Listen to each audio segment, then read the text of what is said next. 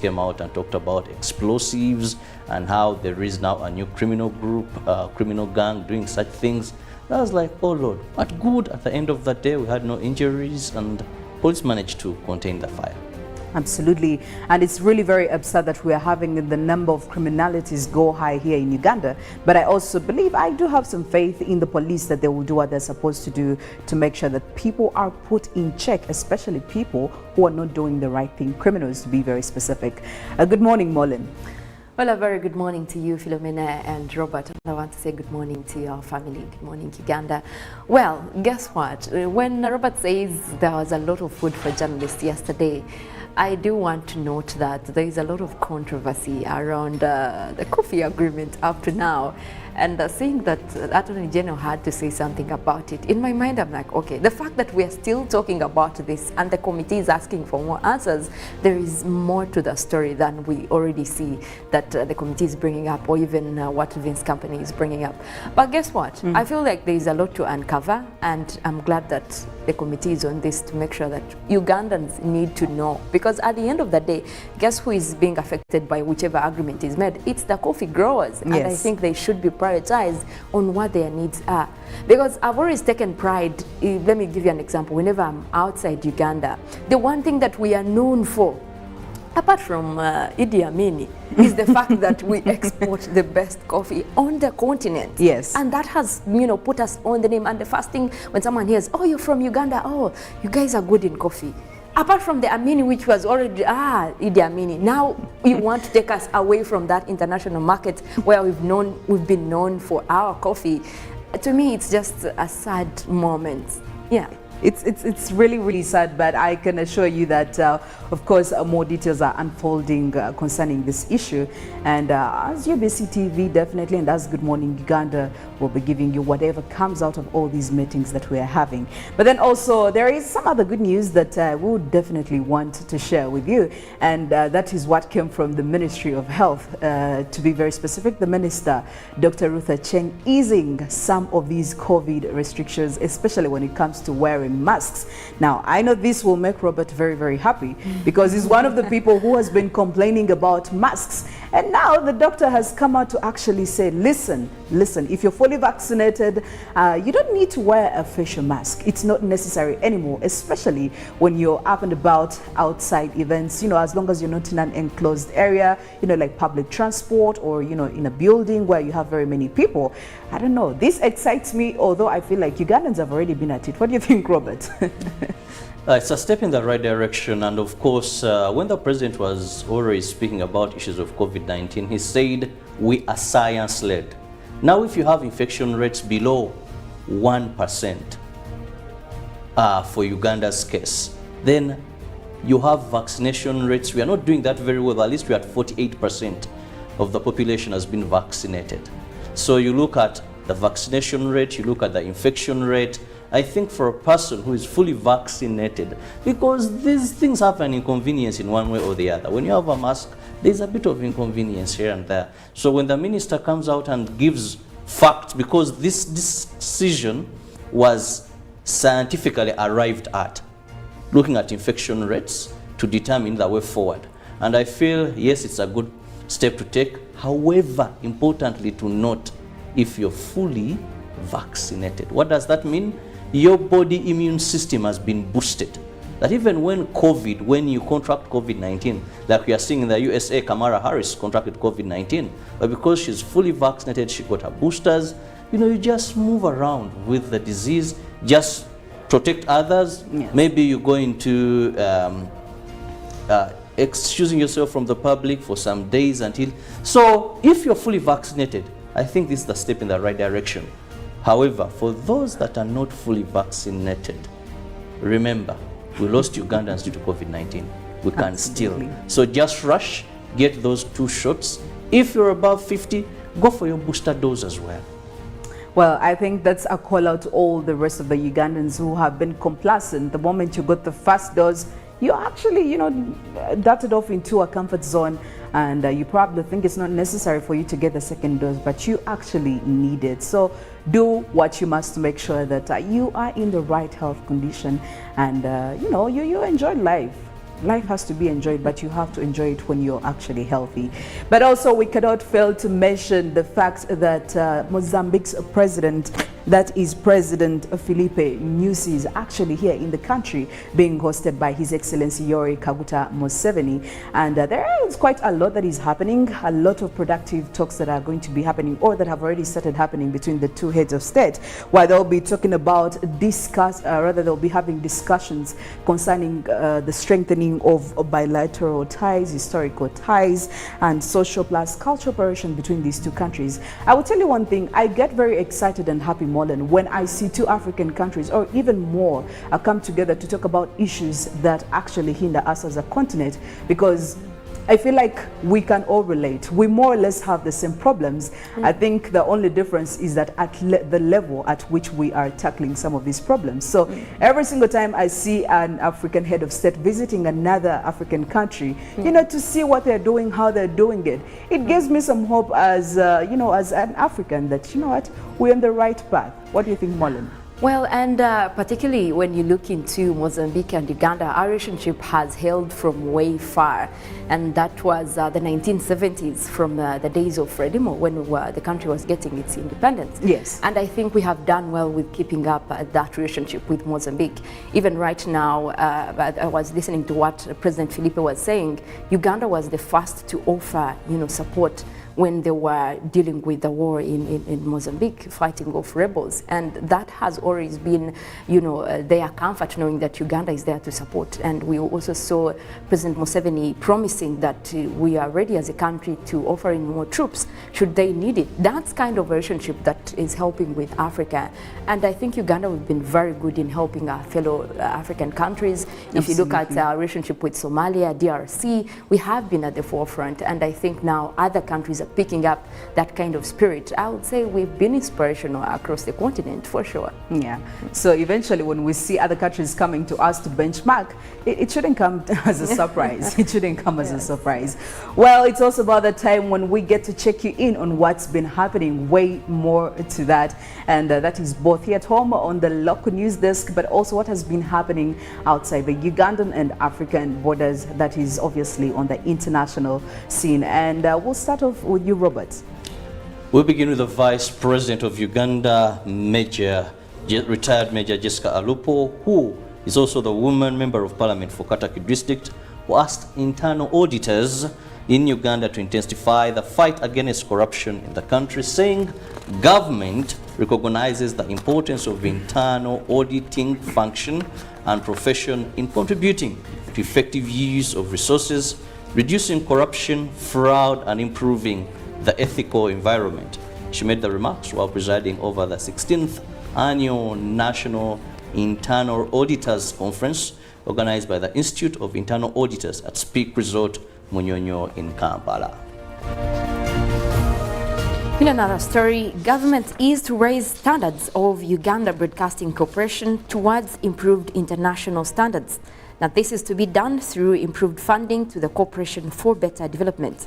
This was addressed by the Minister for ICT and National Guidance, Dr. Chris Badomonsi, at the engagement meeting with the management and board of UBC at the ministry's headquarters in Kampala. And we now look at the plight of street children and drillers. The Deputy Speaker of Parliament, Thomas Tayebwa, has given the Ministry of Gender, Labour and Social Development an ultimatum to present a comprehensive report on resettlement plan of street dwellers before taking them off the streets. This follows a concern presented by NAPAC woman member of Parliament, Faith Nakut, over the manner of eviction of the street dwellers, mainly from Karamoja. Still talking coffee deal, the Attorney General Kirabo Kiwanuka has told Parliament that the coffee agreement with Uganda Vince Coffee Company is in favor of value addition and needs support from all stakeholders. This follows an engagement of the Attorney General Kiwanuka and a team from the Ministry of Finance, Planning and Economic Development, led by Minister Matia Kaseija, with the Parliamentary Committee on Trade and Industry. However, Parliament noted that a feasible study was not done following the Finance Minister's denial of having had access to the report from the Vince Company.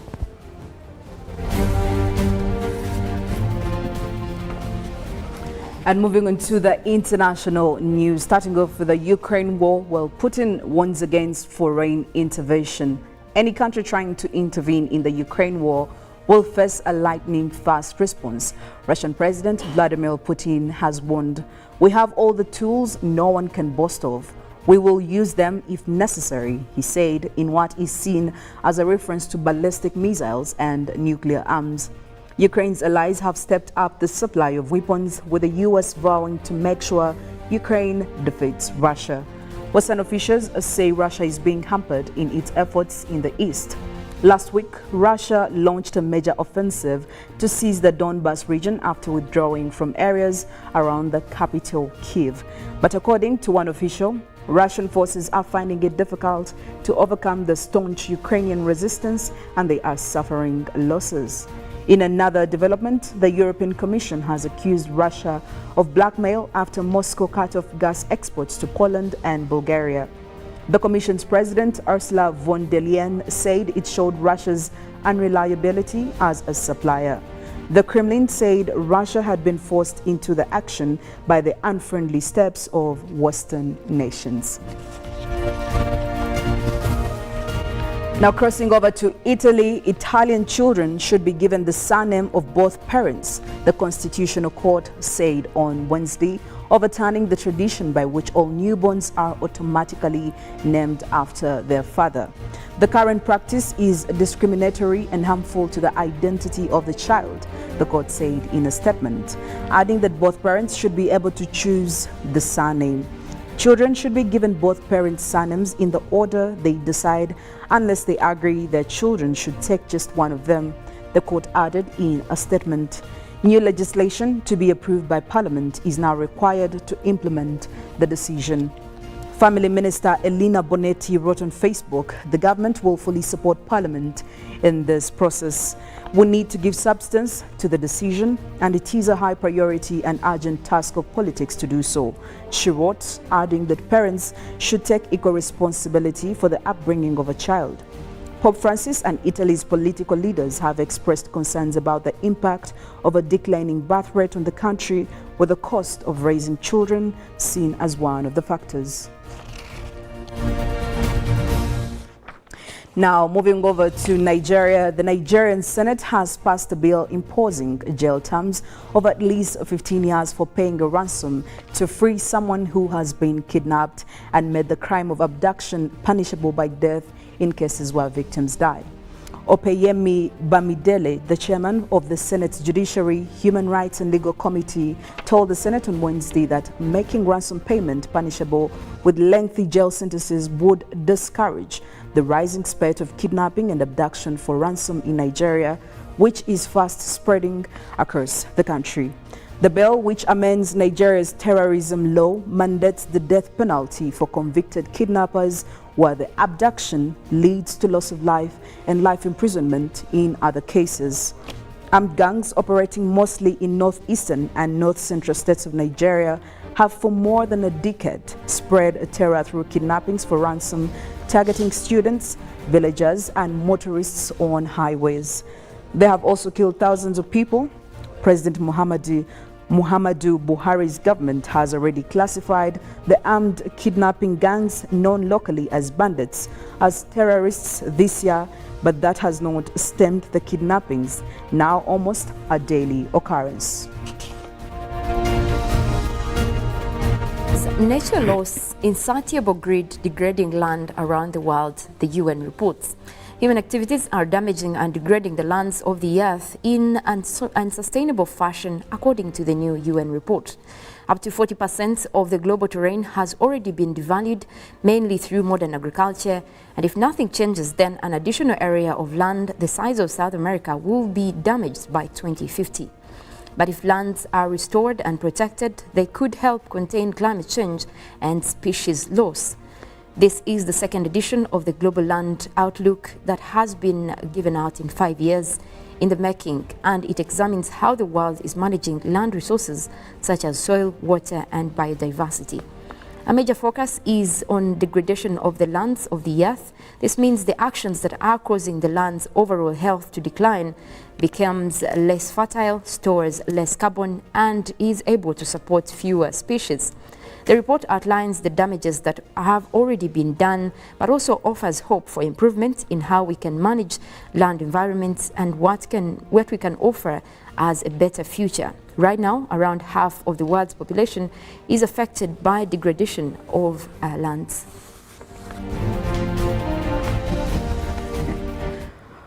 Well, there is one story that has really piqued my, interest, and I would really love to hear from you, Mollen, about what's happening in Italy, where we are having the Constitutional Court saying that Italian children should actually be given a surname that belongs to both parents, as opposed to what has been happening, which is a newly born baby is automatically given the father's surname, and they've gone on to consider this as a discriminatory. What do you actually have to say about this, Mollen? Well, if you ask me, I think it's a good move, because guess what? I don't think that there was, some kind of lineage that was followed for people to name their kids after their fathers, because you both bring these names to the table, and the mother has a surname, the father has a surname, and at that point, a child can pick whatever name they have. It shouldn't be automatic. Except what they are not considering is that when you get married, the woman also now shares your surname. So where do we put that in that whole conversation? Because now if you are making the mother share your name, it means automatically also the kids are going to share that name. So I don't know even how this made it to court, honestly. But it's a sensitive issue. They could actually have both surnames for the children, except now the controversy is if the mother is taking your name, then it doesn't add up for me. I will tell you what really beats my understanding in this case is why would you make something like that very automatic to have, for a newly born baby to actually take on the father's name? I'm not saying it's a bad thing, but why must it be mandatory for the newly born baby to take on the father's name? How does that even work out? Like, I would really want to hear from you, Robert, since you're the man right here. I don't know how that makes you feel. The world has gone crazy. Okay. That is what I would say. For me as a Bible scholar, even when you try to see how people are identified in the Bible, son of so-and-so, grandson of so-and-so, that even in God's lineage, they look at the male as where names should be taken from. If you look, even when you pray, the God of so, even Jesus Christ in the Bible, when they're identifying him. Yes. You look at the lineage, how it comes. So some things have been there over and over. And I think we have better things as parliaments, as activists to look into. The good thing I liked with that, they say that all parents bear equal responsibility in raising the child. Yes. The female gender has been so selective in certain things that feels suits them. Then it has excluded itself in certain things. They say, we are all equal. Then they'll tell you, but it's a role of a man to educate the child. But you're saying we're all equal. It is this, it is that. So why only step in for the good, and where maybe it involves something you shy away? I really feel, dear parliamentarians, let's look at better things to discuss. These issues of trying to reverse nature, trying to reverse history, are what has led the world to homosexuality, lesbianism, this, whatever, on an increase. Because we are trying to change certain things. Let's leave certain things to be. Yes. Even if they are not right, what if, elders didn't actually set the right pace? Are we supposed to take that on just because it started from long time ago? Well, for me, I've given you God I say we have advanced. Unless you're telling me. So we should also look into that. You see, certain things, we may seek to be put on record and all that, but at the end of the day, the impact of these things is so great. At least I would recommend if they said every child who is born, DNA is a must. I would feel that one has a meaning. Now you see that yes, they pass a law that every child born, a DNA test must be conducted. I'll give an example. When he had the ED NIRA, she said on child registration in Uganda today, the woman registers as the father of the child. Then after, she comes to amend that wasn't the father. But when So they have to change the documentation. The So you're actually documentation. saying they need to give a provision Yeah. for So maybe for things could change in the names, future. rather, who is the actual father, so that a child grows up knowing 100%, this is my father. Why the child, exactly the reason why the child should not, you know, by all means take on the father's name, because what happens if that's not the father? But you see, even in Now that African is space for tradition, sin. in African tradition, I think the naming was always left to the fathers. The fathers are the ones that bring out the last name, that family name. Yes. However, if you look into, you know, someone having a surname, I think it should be responsibility of both parents. Because the responsibility was entirely on the father in the African setting. Yeah, but we're That not is saying why it should today, stay Mollen, that get me way. right. It shouldn't That is stay why that today way. some of these things had purpose, and we are trying to change them. That is why today you're seeing many young men opt for to be catered for by women, and they are going for older women. When you try to change certain things, the African society had that because it meant something to the men. You're seeing more single mothers today because the men are losing their responsibility. Robert? This child bears your name. You're the father. You're the Robert? sole provider. A woman Robert? can just assist you. Sometimes Today, as you look for space, Don't go also no there. space comes with responsibility. I will tell you something, Robert. I am not the kind of, yes, I believe in some traditional acts, I do, but also I want to just, I'm the kind of person who believes that some of these traditional beliefs and acts just need to be broken because they are very misleading. Yeah. Some of them, not entirely, you know, all of them, but some of them, and we need to break ourselves away from them. But that is, yes, Philo, I stand when with God that. was creating a human, we should not fight for equality, to be equal. Let's fight for equity. That what you need to have your potentials come out, you're given. But not saying we must be equal. These things, even by creation, we were never equal. We are going to blunder. Robert, We we're are going to allow you end to up- take us back to the No, early man I'm looking at times. culture, I'm That looking is at early man God's times. creation and nature. Bino ebintu bye mutigaatiga buli kaseera mutwonoonedde ensi muleese ebizibu. Leave things in creation, in God's setting, in culture setting, unless they are harmful. Well, like there's no way I'll support female genital That is mutilation. why I am telling wouldn't. you that there are some acts that are a bit traditional that I absolutely don't agree with, and we need to break them. We need to detach ourselves away from them. Yes, some of them, some of these traditionalisms that we carry on in our systems, in our societies, are okay, they're fine, we're not complaining. But there are some that are actually very harmful. Very soon you'll be paying So- bride price to marry us. Well, I wouldn't Yes. really mind it. I Yes, wouldn't you mind shall it. say, okay. You want Yes, equality. You want equality in everything. The child takes the name, okay. Indians do it, and I think they have made it a culture for them. It's actually the family of the woman that's paying the dowry. I've never understood that. I'm glad I'm not Indian. I feel like it's kind of unfair. You want the good, you shun the bad, but you want equality. Equity, Well, not equality. as Robert is still telling us how we are going to be able to pay all this bride price and whatever comes with, you know, the repercussions of equality, we'd also love to hear from you this morning what you actually think about our poll question. Now, the poll question is about tax holidays. And, you know, as there is a recent report that came out saying that Uganda, in a year, we lose about 1 trillion Ugandan shillings through these tax holidays and incentives that we give all these investors. Now, this morning, are tax holidays effective in promoting domestic and foreign investments in Uganda? Are tax holidays effective in promoting domestic and foreign investments in Uganda? Hashtag UBCGMU, and of course you can send us a WhatsApp message and SMS text on 0709602592. But also, I know that Robert has something nice, something amazing to, you know, tell us about the green bottle over there and the brown bottle. Mollen always talks about climate change. And of course, climate change has led to some of these herbs being extinct. They are hard to come by. And of course, bushes, forests day by day. But what happens? Hallelujah Reflexology got all those and packaged them and put them in these bottles. Hallelujah Ginger tea, hallelujah tamarind. So at just 1,500, boost your immune system with these two darlings, any of your choice. Well, I would probably go for the green bottle, but whichever. Anyway, it's about the time when we get into the inspirational song for this Thursday morning.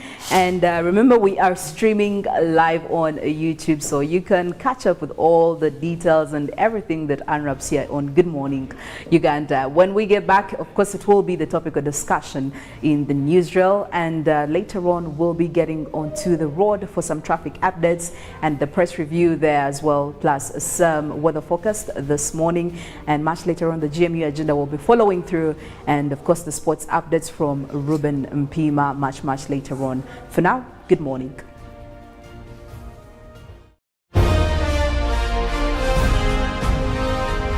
Live from UBC Studios in Kampala, this is Good Morning Uganda.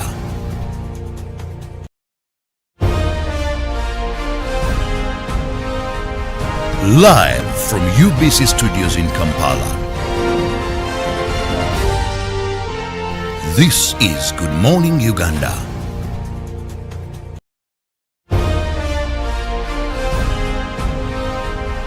Live from UBC Studios in Kampala, this is Good Morning Uganda.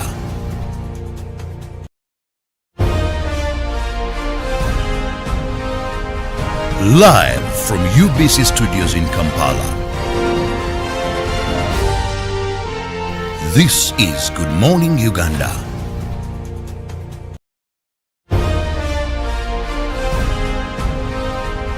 Live from UBC Studios in Kampala, this is Good Morning Uganda.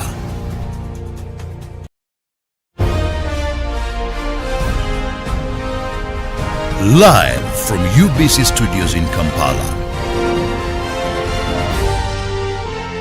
this is Good Morning Uganda.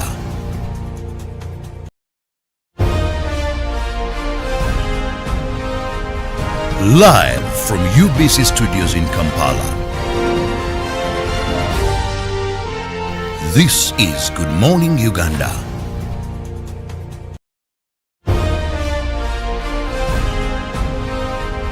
Live from UBC Studios in Kampala,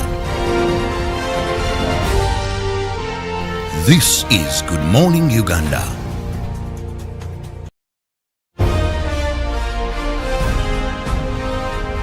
Live from UBC Studios in Kampala, this is Good Morning Uganda.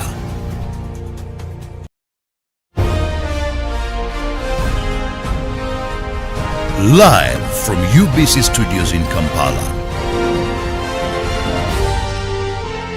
this is Good Morning Uganda.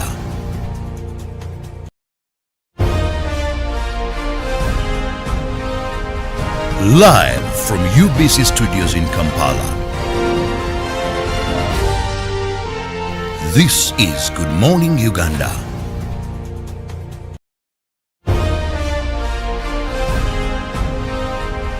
Live from UBC Studios in Kampala, this is Good Morning Uganda.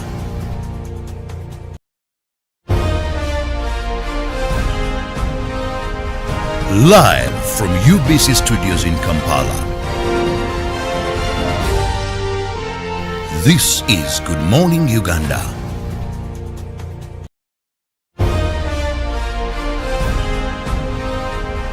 Live from UBC Studios in Kampala, this is Good Morning Uganda.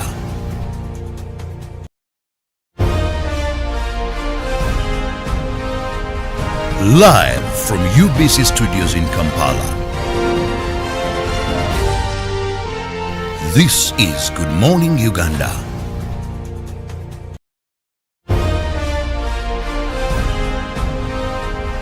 Live from UBC Studios in Kampala, this is Good Morning Uganda.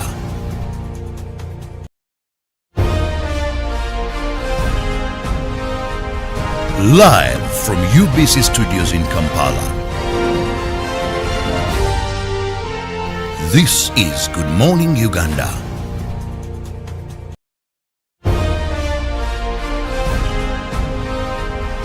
Live from UBC Studios in Kampala. This is Good Morning Uganda.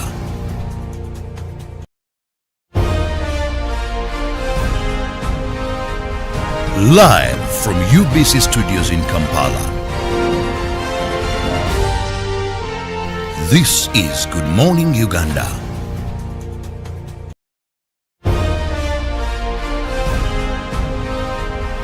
Live from UBC Studios in Kampala. This is Good Morning Uganda.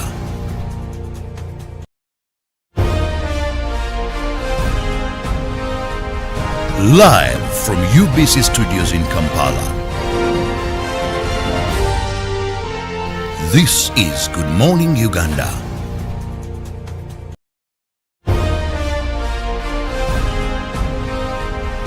Live from UBC Studios in Kampala. This is Good Morning Uganda.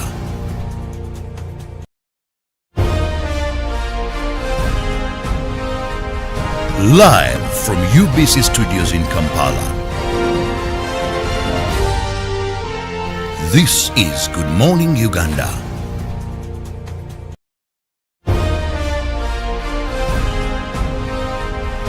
Live from UBC Studios in Kampala. This is Good Morning Uganda.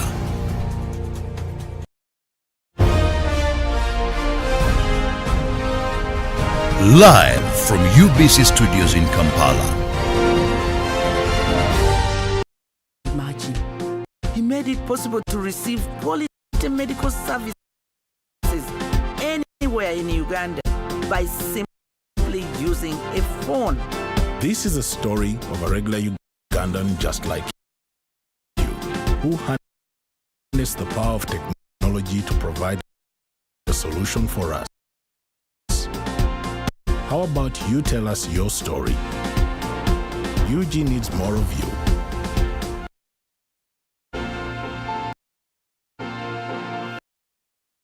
To share your story,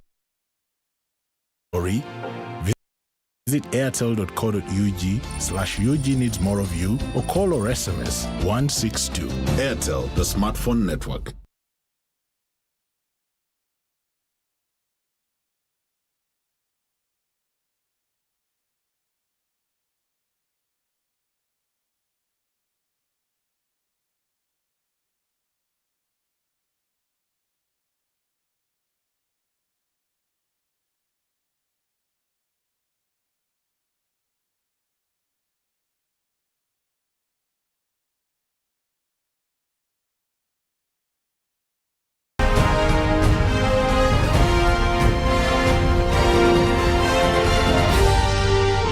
This is Good Morning Uganda.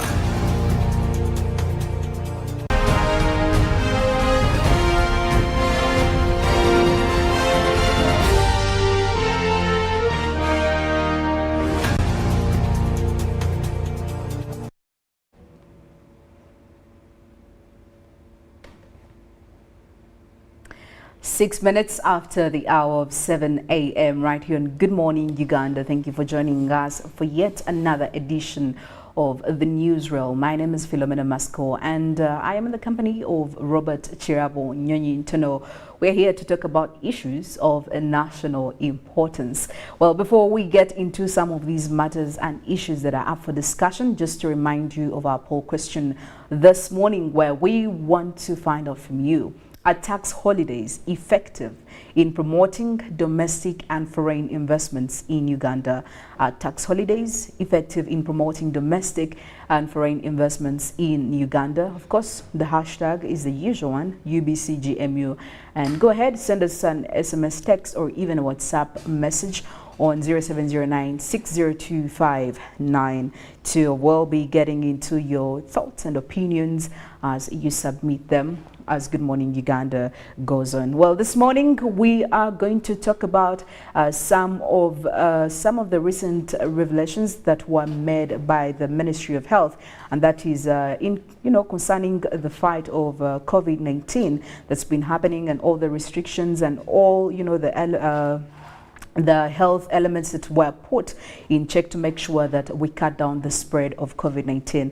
Now, Robert, the last 2 years we have been in a struggle, and we are still in the struggle. Only that I could say right now, we seem to be fighting it. We seem to be coming or looking at the end of this fight, at least from what we are seeing. Yesterday, the health ministry did say that right now, if you're fully vaccinated, you can actually have your mask off your face. That is, of course, if you're outdoor. However, for the people who are indoor or closed spaces, you are still expected to have your mask on. And even the elderly who are above 50 years of age, or even people who have mobilities, are still expected to have their masks on their faces. Now, right now, today, the statistics show, actually the statistics from the Ministry of Health show that 15,268,403 people have received the first dose of any COVID-19 vaccine, accounting for about 71% of the target population of about 22 million people.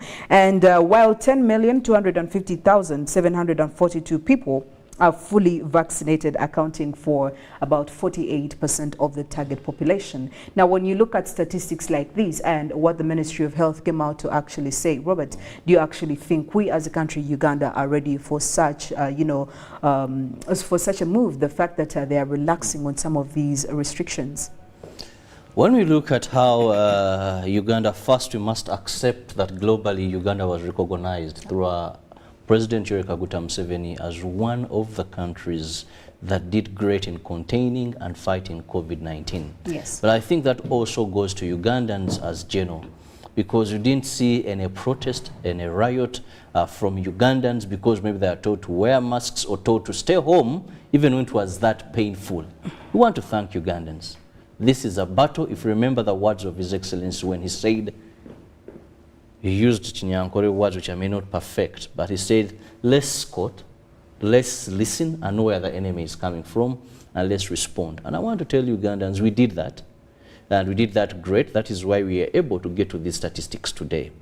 Now, one thing we remember is that when COVID-19 attacked the globe, and when we registered our first case in Uganda, we began measures. Government has been loosening. At one time, globally, planes would not leave one airport to another. Yes. Then we had where we had some countries redlined that we don't want people or passengers coming in from these countries. Then we had lockdowns. So we have been in this situation, but wherever we've made major breakthroughs, the people have gotten some liberty. At one time, we had curfew. Curfew is no longer there. But what Ugandans must know is that whatever we are doing is science-led, and we are depending on facts on ground and statistics. When COVID-19 vaccine was discovered, it became no longer very important to contain people, because we knew that now when you're vaccinated, your immune system is boosted. Yes, you could contract COVID-19, but you won't have severe illness that will lead to hospitalization and the worst being death. So the globe now began opening up. Countries began opening up. So for Uganda's case, when we see Dr. Jane Ruth Aceng coming up and saying, first and foremost, this is an East African move, because they have been having the Council of Health Ministers meet and arrive at such decisions. When you have less than 1% infection rate, there is no reason why you should not further relax some of these measures. When you have 48% of your population fully vaccinated, it is not the best. Yes. But if you look at priority groups, if you have that coverage, because first we had that 22 target, once had 7 point something, then 22 target. Now we are looking at the entire country, where we want to reach at least 70% of the entire population fully vaccinated. So there we are not at the best, but we can move. That's why she said if you're fully vaccinated and you're outdoors, you're not in a crowded place, then you can have your liberty to remove your mask. First, Yes. transmission rates are low because you're in an open. You're not in a crowd. What does the mask do? Why the mask? Because what the mask does is, Philo, it protects you from getting the virus from me. Yes. In case I have COVID-19. Because I've covered the nose, I've covered the mouth. I won't cough. If I speak, if there is no social distancing, I won't pass because the residue coming from me is blocked by this mask. Now if a person is outside, they're not in so close with somebody, why, most if they're vaccinated, why should they keep on a mask? Yes. At such a time when even infection rates are low. So it's a step in the right direction. Well, my worry here, Robert, is that we have about 48% of the total population that is fully vaccinated, but we also have about 71% of the total population that has only received one dose. So my worry right now surrounds the complacency that is going to come in because of that. I'm a Ugandan. I know how most of the Ugandans operate. After having this one shot and you see the health ministry coming out to, ease and relax some of these restrictions, at the back of our minds, we're thinking, why do I need this? Why do I need the second shot? And yet it's very necessary. So isn't that something that, the ministry should worry about, the complacency amongst the Ugandan populations, especially amongst the population that has only received one dose? I also know there are people who have not yet even gotten any one shot. So what happens to now people like that? I want to begin by thanking government of Uganda for a lot of campaign that was put on sensitization. Most of vaccination, because there's a lot of controversy. So our government invested so much. You would see advert after advert. Yes. Telling people, go and get vaccinated. When you get vaccinated, this is what happens. At this particular moment, we're not going to beg Ugandans not to die.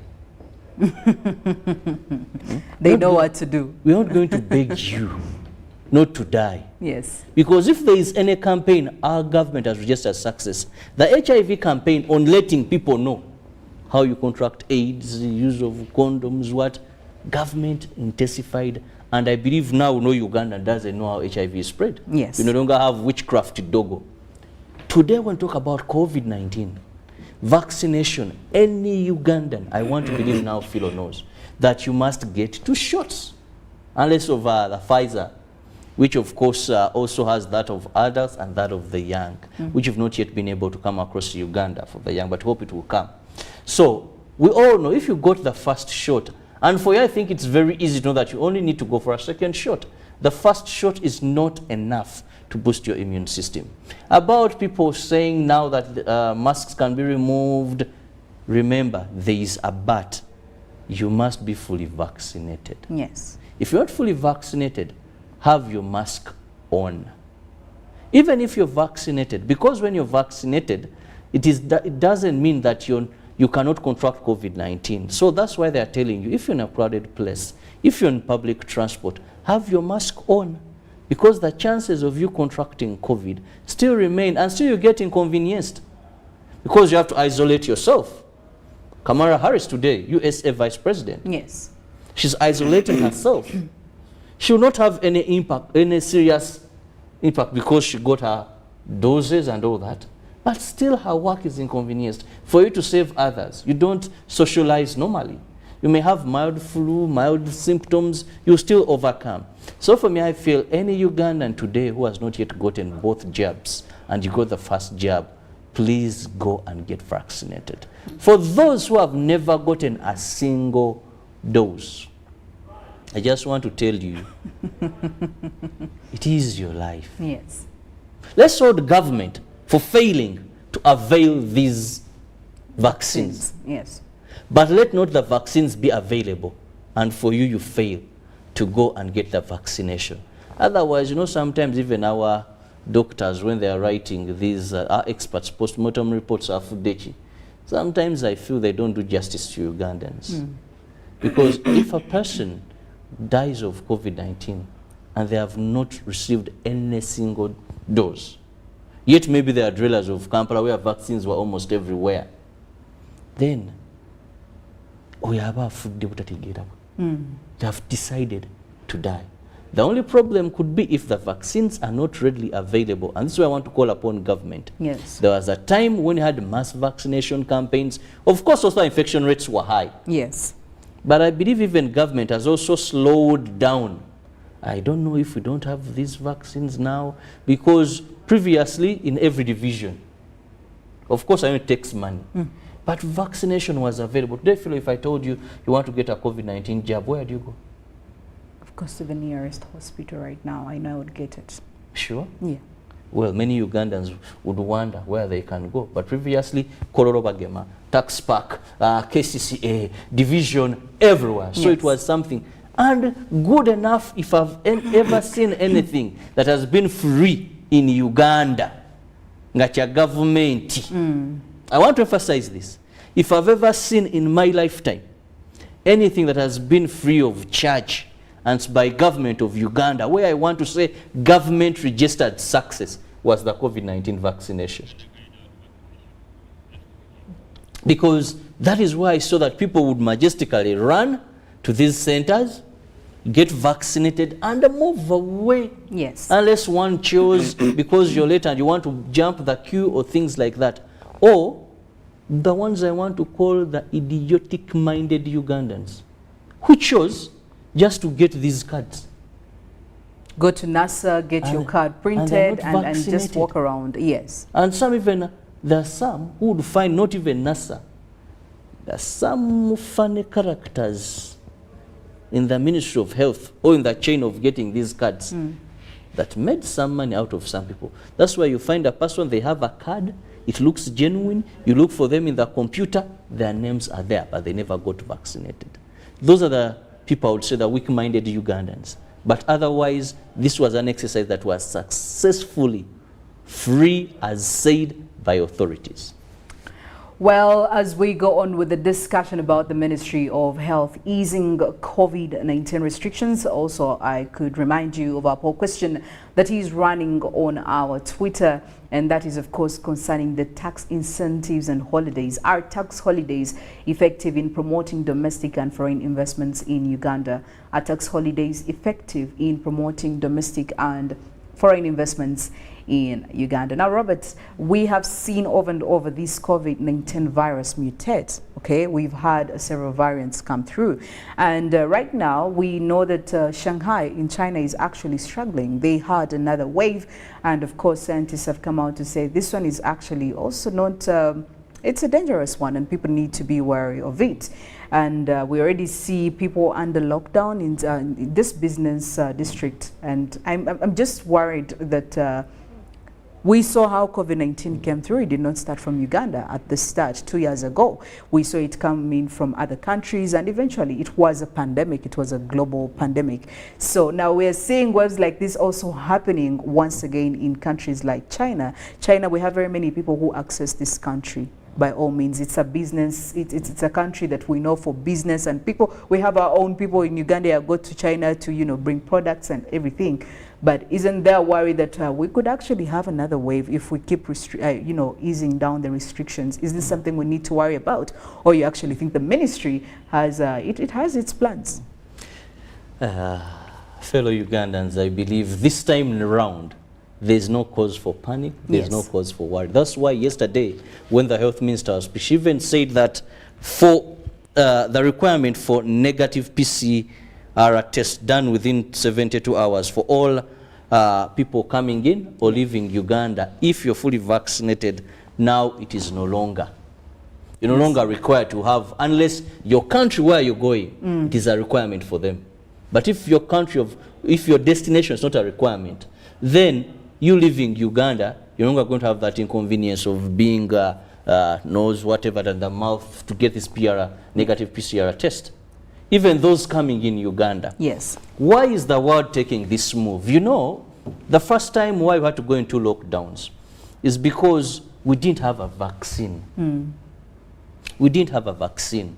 So it was a threat that when you get COVID, You can get severe illness. Most of the vulnerable, the aged, those with comorbidities, you would die. Yes. Remember how Ugandans, how Italy, other countries, how they lost so many people because we didn't have a vaccine.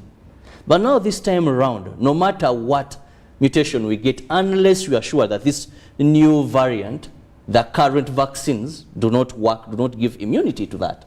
But as long as the vaccines are available, the world should not panic, because all you need to do is increase on the number of people vaccinated.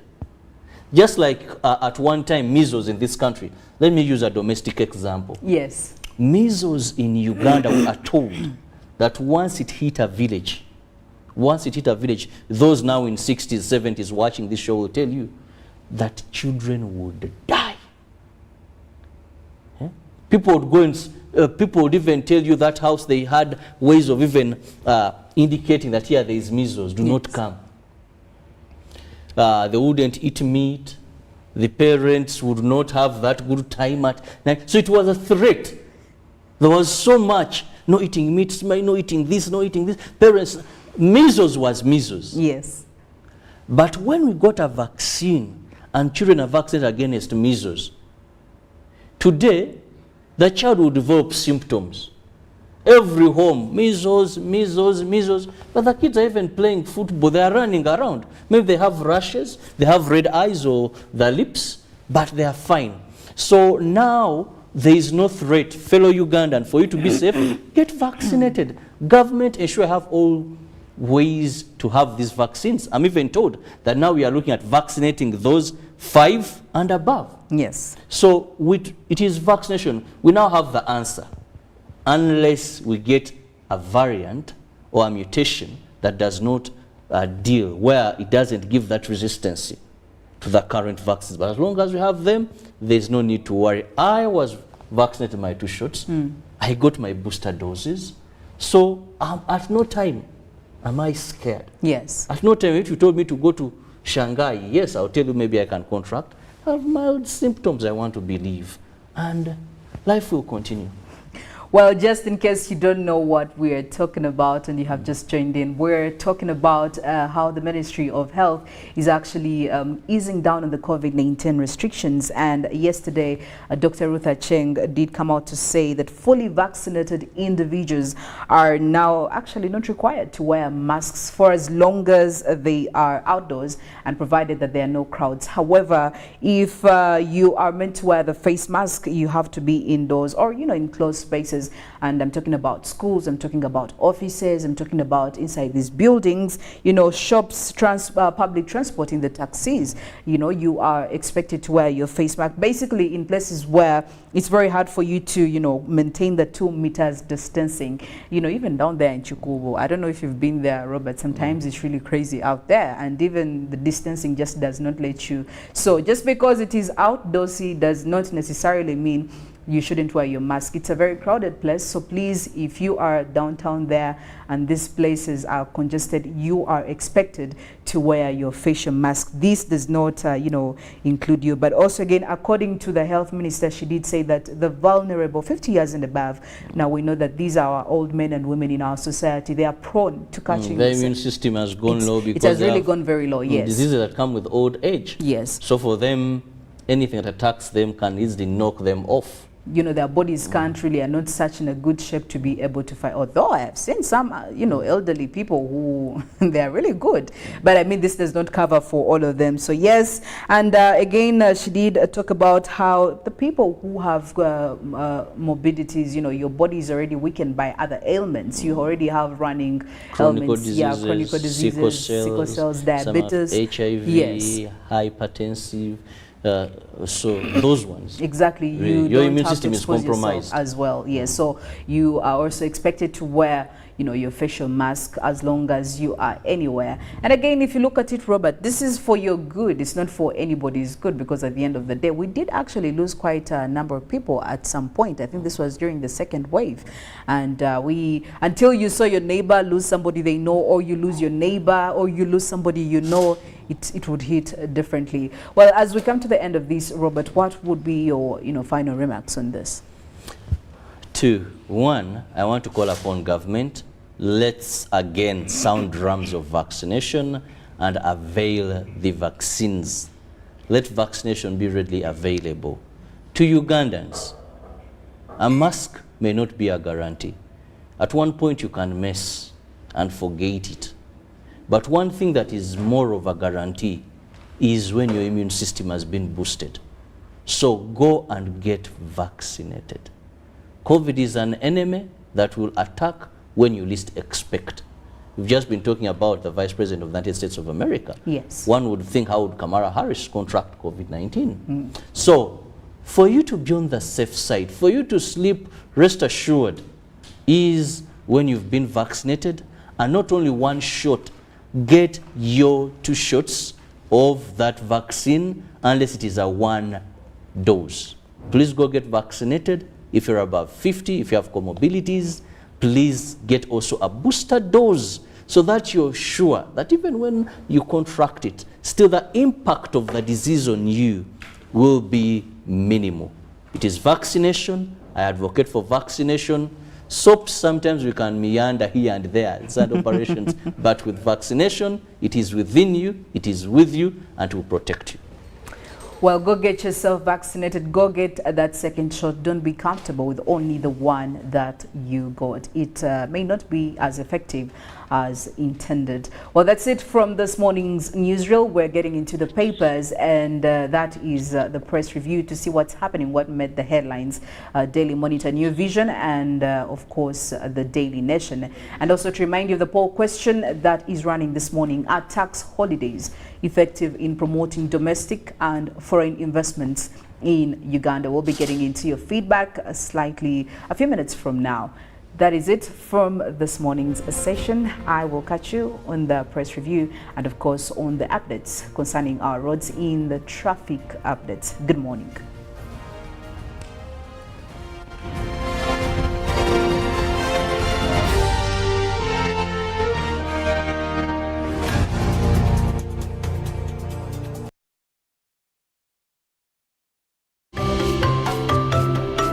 Total Energies has undertaken a number of initiatives aimed at ensuring that Ugandan entities and citizens are adequately equipped to participate in the oil and gas sector.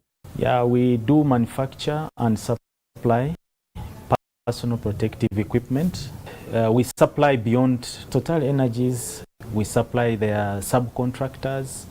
Yeah, we have seen our company transform from a trading company to a manufacturing entity. We are able to set up some of these facilities that we are enjoying right now. And these facilities also are supporting other sub-sectors.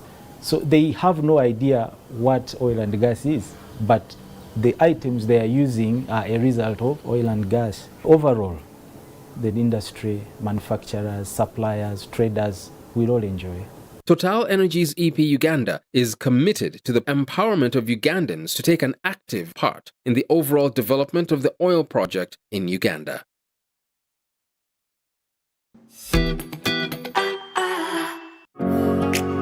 It's no secret that ICT makes learning easy. The strides made in our field could not be possible without it.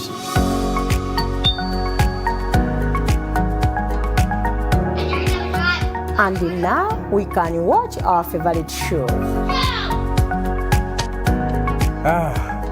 My radio is my best friend. UCC provides an enabling regulatory environment and policy guidance for healthy competition. We also facilitate ease of doing business in the communications sector through licensing, standardization, spectrum management, tariff regulation, rural communication development, and consumer empowerment. An informed consumer is an empowered consumer. UCC supports local content and innovations. Driving the development of a robust communication sector in Uganda is Uganda Communications Commission. When you talk about our motherland Uganda, the Pearl of Africa, you cannot fail to smile because of the smile that fills the faces of the citizens. Our nice good weather and nature that sustains us all, that enables us all to continue each in their own way because we are all different even according to each individual's work. But what joins us to become one person is the sweetness from the flavored drink Alleluia Ginger Tea drink and Alleluia Tamarind drink.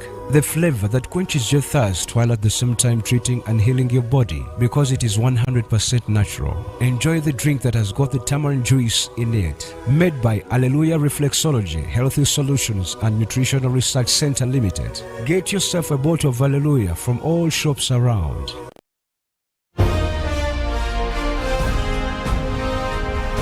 Live from UBC Studios in Kampala. This is Good Morning Uganda.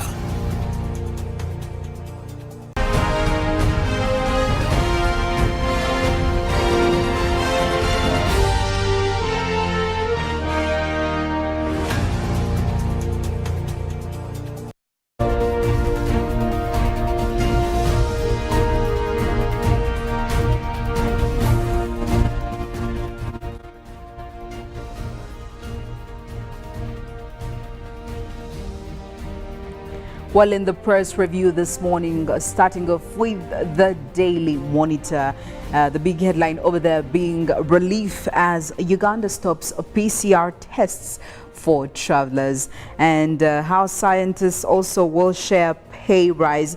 We're talking about 400 billion Ugandan shillings. We're looking at medical officers, medical specialists, and consultants plus senior consultants, and the amounts of money demarcations are also put out there on the big paper. And moving in still on more news, Kasaija MPs face over coffee deal. And still in more news, man dies at Rukutana's Buziga home. And of course, seeing the picture of the heads of state of Uganda and Mozambique, respectively, defense tops talks as Mozambique president visits here in Uganda. All this is definitely in the Daily Monitor. And also, government clears pilgrims for this year's Martyrs' Day 30. So 3rd June is going to really be a very busy day for us here in Uganda. And Ugandans oppose a new city speed limit. For what? Well, make sure you grab yourself a copy of the Daily Monitor. And moving on to the second page, we still look at the archives, and today we have President Museveni, who is definitely visiting with Kenyan President Mwai Kibaki, and this was at Entebbe International Airport on July 16th, well, back in 2003. And still today in history, terrorists plead guilty in court. And again, in more history, Benito Mussolini executed. Still in more news, President Museveni has asked the Director of Public Prosecution to go after the killers of the former assistant DPP and prosecute them even from out of the country, so they have nowhere to run to. The story is on in the Daily Monitor this morning, so grab yourself a copy and get all these details. Well, also taking a look at what is happening in the New Vision this morning, Mollen. While crossing over to the New Vision, Museveni pledges support to President Filipe Jacinto Nyusi, and that story is on page 5 and page 4 of the New Vision for this morning. Now, UPDF is to guard projects in Mozambique. President Museveni has pledged his support with the UPDF. They give you a picture right there of President Museveni and the First Lady, together with the President of Mozambique, that is President Filipe Nyusi. The New Vision this morning also gives you government relaxes rules on face masks. They give you what the statements from the Minister of Health, Dr. Jane Ruth Cheng, is saying about the vaccinated individuals. That is on page 3 of the New Vision for this morning. Well, Kalubia's journey to helm of Bouquet Day, they also give you that. But also, Dr. Love, say something, birthday boy. Well, that's an interesting story. The full story is on page 51 of the New Vision for this morning. Now, also in the New Vision, Archbishop Chiwanuka Lote grew up in a nunnery. Page 10 of the New Vision for this morning, they're showing you that story as well. But also in education, shillings 6 billion released for skilling school dropouts. A full story is on page 8 of the New Vision for this morning. Well, looking into page 2 of the New Vision today morning, they also show you the Ivory Tower reconstruction. That is the mighty Ivory Tower at Makerere University under construction. They show you that. But also today in history, they are giving you 28th of 1991 when Prince Kakungulu Hair was named. And also in 1992, same day, the OAU discusses South Africa. That is the 8th session of the Organization of African Unity. Right there, if you did history, you would remember that that is one of the topics covered in history. But they give you a picture right there of the Ivory Tower in reconstruction. And also, they're showing you something culture right there on correction.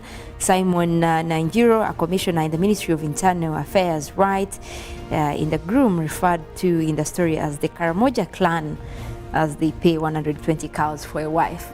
Well, that's interesting right there, and a good story for you to pick out from today's New Vision. But they also give you more stories on the vaccination in secondary schools as they kick off in second term.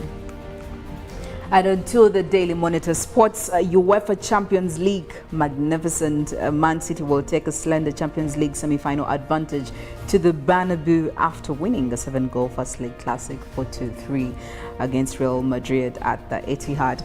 And still the decisive day, FIFA say the champions will be crowned today. Who are these champions? More reasons for you to grab yourself this copy. And we're still having conversations about the Rugby Sevens. Lady Cranes chess on heroics in Tunisia. They are currently in Tunisia and they're trying to make sure that they come back with that trophy. We can only hope and wish them the best.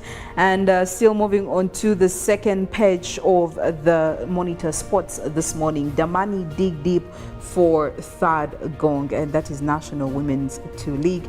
And also taking a look at Chibuli Chitende set up epic semi-clash, and netball players motivated by the UNF award. All that in the Daily Monitor, so just get yourself a copy to catch up on all these stories. Well, the New Vision Sports this morning leads with a big picture right there of the celebration. We're talking about the netball fraternity taking it to Imperial Royal Hotel in Kampala with expectations, elegance at the first ever netball awards that took center stage. They give you the awardees right there, and also the netball club players and officials as they savor the moment after being crowned league champions at the Netball Awards Gala on Tuesday evening in Kampala. Well, proud of you. That is the First Lady and Minister of Education, Janet Museveni, hails Rugby Cranes for their triumph. Now, her statements right there as she's talking about the Rugby African 7 tournament are all right there in the New Vision Sport for this morning. Well, also crossing over into more news being given out in the sport for New Vision. Gymnastics, shillings 3.5 billion richer. Well, as the campaign goes on to introduce gymnastics into schools, they also give you a picture right there of Nachimuli, who is, talking about water safety is a big concern for HydroSafe. As we're talking about sports as well, there is more to that story. And as you grab yourself a copy of the New Vision today, you get much more of that. Also on the Green Eagles, as they emerge Northeast champions, we'll be giving you much more of those stories. Get yourself a copy of the New Vision. And moving on to the Daily Nation, of course, the big story over there is Raila to share power with Chief Minister. The big wig dilemma in Kenya Kwanza and Azimio. Of course, this should be interesting. And Discord over there, Kalonzo has intimated to the nation that the DP issue is weighing him down. And moving on to the homicide case where a Kenyan boy was brutally killed by stepfather and mother. This is what the UK court rules. And still in more health news in the Daily Nation, sixth wave of COVID is on the way, so this is a warning from medical researchers. And still taking a look at the fallen hero Mwai Kibaki from 1931, of course, to 2022, Othaya gets a facelift. All that in the Daily Nation for this morning. Well, regarding the poll question, that we did ask you earlier on. The feedback seems to be coming in, but also just to remind you, are tax holidays effective in promoting domestic and foreign investments in Uganda? Now, some feedback coming in from you, Joab. You say tax holidays have proved to be counterproductive for our economy. They simply benefit individual investors to grow rich, but an ordinary person doesn't benefit at all, because even prices don't change despite those huge incentives given to investors. Thank you so much, Joab. And also another one coming in, you say, yes, tax holidays are worthy to the investors, though the government should start issuing a list of companies still on tax holidays and those that now pay tax, those because some could be not paying the fully on tax. And remember, in order for an economy to grow, taxes are needed to develop a country. Otherwise, our economy won't grow to a better middle income status country. Thank you so much for the feedback. Well, it's still trickling in, and of course, as Good Morning Uganda goes on, we'll be updating you on the most recent updates that we keep getting from you. And well, this morning when we get to the traffic to look at what is happening over there, definitely we'll be talking about areas of Chiwafu, Kalungu, Bunga, Muyenga, Bukasa, and basically a part of Makindye division as they're trying to get into the city center. Well, I could say that the traffic there is a little bit free, but also in some areas it's actually expected to become heavy, as some of the areas show some traffic build-ups. And in areas of Bukasa, I will assure you that the traffic is starting to build up around some of the roads over there. I'm talking about Kalunji Road and also talking about Chironde Road. So if you are planning to use some of those roads, or if you stay around those places trying to access the city center, you need to plan accordingly, because you don't want to find yourself in a fix of a very heavy traffic when you could actually have used an alternative. And also, if you're coming in from areas of Bunga, Kalungu, you need to probably start your journey right now when the roads are still free and you can still navigate your way around to get to the city center. Muyenga is not looking bad also this morning, so you could probably use that. However, you can also use Bukasa. Bukasa is actually quite a free road, so you may use that to access Namwongo. Namwongo, the traffic is also starting to build up, and definitely as the minutes go by, it will be heavy in some areas. And from Namwongo, obviously, you connect to the industrial area. Industrial area is a bit crazy, and I'm talking about the 6th Street. I'm talking about, the 3rd Street. There's some traffic hiccups here and there, some heavy ones at that. So definitely you have to make sure that you find an alternative route, or you may as well use that route now to make sure that you don't have to use it much later on when we actually anticipate that the traffic will be a little bit heavier. So you may want to start your journey right about now. If you don't, definitely you will have to wait on a little bit longer. That is if you cannot dread the traffic itself. And obviously from the industrial area, you find yourself joining the main road, which is the Kampala-Jinja highway. And of course, this morning on this Thursday, it's a bit crazy. The traffic is always crazy. It's a very busy road, and there are very many road users. So you have to plan accordingly if you're going to access the city center using this main road. However, if you're also deciding to use an alternative route, I would ideally advise that you do so to make sure that you're not held up by any inconveniences because of traffic. Well, that's it from the traffic updates this morning, but also we do have some weather forecast from Mollen, and also to see what's been happening in the arena of climate and rains in the country, but and also for areas close to Lake Victoria, we are starting off with a little bit of sunlight, and I think that should be good news. I don't know whether people still want the rain to continue, but I'll speak for myself. I am lucky to be seeing the sun come through, but also we'll be getting into that forecast to look at the numbers, how they'll be faring for today. But let's start off with some of the reports that are making headlines on the international scene, and we're still talking about extreme weather events and all those related to the changing climate. Well, we do have a report that is indicating that we could be looking at more rise in vulnerability across the globe if we are talking about more extreme events coming across due to climate change. Now, the picture right there is one that was shared from Reuters News, but that is also related to the climate report that just came out, and that is indicative of the floods that happened last year in India. Now, the report does indicate that climate change could see 4% of global annual economic output lost by 2050. And guess who will be much hit by these extreme events? We're looking at the poor, the vulnerable, and especially countries that are struggling, especially in terms of climate adaptation. Now, they're showing you at least the groups that are most likely to be vulnerable. Those are children and the elderly. And clearly in the picture, you see the army right there trying to carry the child and an elder woman through the floods. Now, these are the kind of groups that we're talking about. The people who will be unable to cope with the changing environment are likely to be hit worst. That is by the time we get into 2050, because most of these extreme weather events are actually projected to be on a rise. And at this point, we're talking about also the global annual economic output lost by 4% as we look into 2050. Well, there is still there's still a window for us to change course, of course. And the new study is also indicating that 135 countries are estimated to be at the forefront of vulnerability when we're talking about climate change related crisis. And that is just a big number, but also for those countries that are looked at, we're still looking at developing countries, developing countries, and of course the islands that have been worst hit by climate change over time, the ones we have been looking at. And this is still going to be an issue. But talking about extreme weather events, we did see a fire, perusing through areas of India, and there is a statement that actually did come out from the Prime Minister of India, and this I found really, really courageous for him to have said that. He says the extreme weather events are happening and India is getting too hot too early.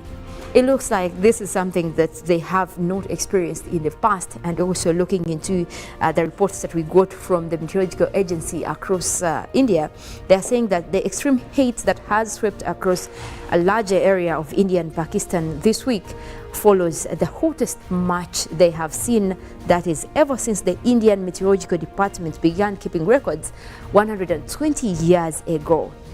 The first of its kind. They're saying these fires take center stage of such a big area. Now, the fires did come out across the outskirts of the capital of India, but also across areas that we're looking at, especially the industrial area that is near the capital, New Delhi, and temperatures were rising to 40 degrees Celsius, that is 104 Fahrenheit, for several days. And now the forecast is indicating that they could be rising up to 44 degrees centigrade. Now imagine Kampala doubling its temperatures in daytime. If we always deal with 27 and that is hot, imagine double that. That is what India is dealing with right now at the outskirts of New Delhi as temperatures continue to rise to such levels.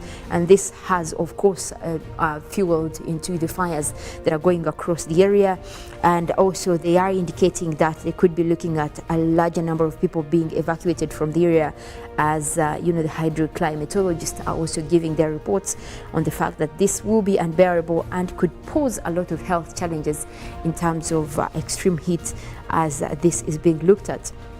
Now, they're also saying that a blaze of land is over the landfill site, and that means the dumping areas also outside the city that have also caught fire. And they're looking at the fact that as temperatures continue to rise, as the meteorological agency is also forecasting, these fires could actually also continue and maybe make their way into the capital. But the good news is that government of India is already deploying more, more in terms of recovery, to make sure that the people who are affected by these fires can be evacuated and maybe be rehabilitated somewhere else, as this is expected to be a continuous event. Now, most of the areas that have been captured, of course, the landfill that was talked about, and the areas outside of New Delhi, and we're talking about most of the areas that are still in the risk of getting these fires to them. Of course, New Delhi has been highlighted as one of those areas that could be looking at those fires crossing through, as temperatures are still expected to rise across that area temperatures continue to go up to 44 degrees centigrade in the forecast as indicated by the Meteorological Department, but also we are talking about several days of dry weather across that area that could be fueling into much more of these fires. And still already scientists are relating this to the variations in climate across the area. Now, that's not enough. We're looking at more of the protests coming through, especially with people trying to foster climate action across the world. Now, what is interesting is that people are taking it to the streets, but still no action has been done. Now, there has been another resort to making sure that no one is turning a blind eye. Well, activists in Germany have turned off an oil pipeline in the Northeast Sea drilling protest. Well, they took it upon themselves to turn off this oil pipeline because they have realized that even when they started, protesting, because last week actually they did protest by, lying down on some of the streets that they believed most of the, transportation from the oil was actually going to be through. So when they did that, nothing happened for sure. We do know that at that point Germany was engaging with the parliamentary committee to make sure that they can see what the activists are doing, but it seems like that has not yielded. So they have taken it upon themselves to turn off the oil pipelines, and this is posing a lot of talks across the country as they are demanding for the country to look into other ways to reduce its dependency on the Russian gas than starting new fossil fuel-based infrastructure projects such as deep sea drilling. Well, this is also coming after the Russia-Ukraine war, because we do know that Russia has been supplying a lot of countries with natural gas, which is clean energy. But now with all these sanctions that countries have decided to put on Russia, they have also taken it upon themselves to deny the Russian natural gas, and not knowing that that is also posing an environmental danger. But their alternative as Germany is to go into fossil fuels, which people are not happy with, and they're taking it to the streets. They're taking another level, even closing off and turning off all these oil pipelines to make sure that they can look into more ways of looking into clean energy other than depending on the fuel energy. If that's not an option, then go back to the Russian oil, because I don't think that nature should suffer at the verge of such a war, because at the end of the day we are the ones suffering these extreme weather events that are coming with climate change. But we'll be seeing into that story and how much it is developing in terms of dependence on the Russian gas. And this morning we're reading a story about land use. So far the UN has brought out a report that is indicating that we have had more depletion when it comes to land degradation, and they have highlighted agriculture being the main cause of this land degradation. Now, in a world where most countries are depending on agriculture, and most of the activities that are being done on the land are also to boost livelihoods of people, but also the side effect is it is continuing to cause a lot of land degradation. At what cost is mainly what is looked at this point. Now, the UN is saying that much as we have 40% of the land degraded and putting economies at risk, there is a lot of work that needs to be done.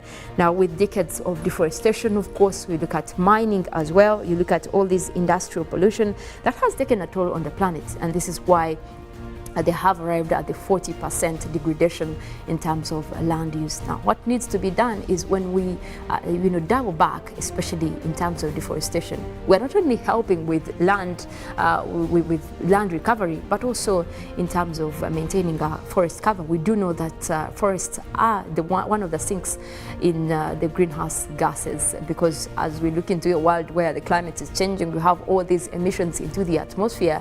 We really need somewhere where these gases can go. And forests have been a huge support because they do take up much more of these gases. Now, when you look into what deforestation is doing, not only does the report indicate that this is contributing to land degradation, but also the fact that it is taking away the sinks of most of these emissions. And this is why we're still talking about climate-related disasters, because a lot is being done in terms of land degradation, a lot is being done in terms of interrupting with our ecosystem. And all that really can't leave us in the same place. It's still going to take us to extremes. And I don't think anyone here likes to deal with extreme weather events. I know I don't want to deal with that. Even when we're talking about rains, there has been more of the forecast indicating that most areas, even here in Uganda, could be looking at flash flooding as the rains come in at very unprecedented levels, because you are forecasting a rainy season where you've maintained most of these rains coming in at a particular period, but now you're looking at a season that is having delayed rains. Even when they come in late, they're associated with most of those flash flooding. It cannot be good, and that's the future we're headed for, even more of those events. So I say we concentrate on the action and make sure that we turn that route back into the normal. Well, what is normal right now is we're going to look at the weather across the country and tapping into real-time data from our satellites in IMSAT, and looks like it's mostly a clear day across the country. I'll tell you one thing, we do have mostly cloudy weather, where you see the white colors, that is indicating of cloudy weather, right stretching from the Kirabo region into eastern Uganda. That is also looking at mostly cloudy weather over there. We do have midwestern Uganda across Hoima, Masindi, Fort Portal and Toroko. That area is dealing with mostly cloudy weather, but we do have a rainy system as well. So especially for the Lake Victoria Basin, even for Kampala, right as we're dealing with a little bit of sun coming through, there is a rainy system that is starting to develop, where you see those yellow colors right there. We also have the red colors towards Masaka. That's a rainy system right there, already bringing in a few drizzles across those areas. Now that means that that system could actually develop more and will be bringing us a little bit of rains as the day progresses. So not yet in the clear. But we're looking at the central part of the country having mostly as well. It looks like we're starting to warm up across that area as well. Across the northern part of Uganda, central north, now quite some clear skies right there, where you see the blue colors. Those are the areas that are having mostly sunny skies this morning. Also for the southwestern part of the country, as well as Kabale Highlands, it looks like we're starting off with very sunny weather over there. That could help, rise a little bit of temperatures, because that area has been quite cold. And for most of Uganda, actually, we have been dealing with cold weather since yesterday. So we could use a little bit of that sunshine to make sure that, temperatures can get to at least good numbers. Well, this morning, we'll go ahead and take a look into our forecast. And we are forecasting sunny intervals across the eastern part of central, Ruwero, Wobenzi, Bururi, and Kaseke, where we're likely to start off with temperatures at 26 degrees centigrade. Quite a pleasant morning for you right there. Moving on to the eastern part of Uganda, we do have Soroti, Katakuya, Moria and Kumi. We are forecasting isolated showers, and looks like that will also be starting off with a warm 27 degrees centigrade. We do expect that system to clear as we head into the afternoon for more sun and cloudy conditions. Across the eastern part of Lake Victoria Basin, we do have Tororo, Busia, Iganga, Jinja. We already have those rains in the forecast, but also temperatures will be at quite chilly 25 degrees centigrade, and also we could be dealing with some of those rains crossing over into the afternoon for that area. That means temperatures might remain equally low across that area. Looking at Mount Elgon Highlands, we do have Mbale, Bududa, Buko, Sironko.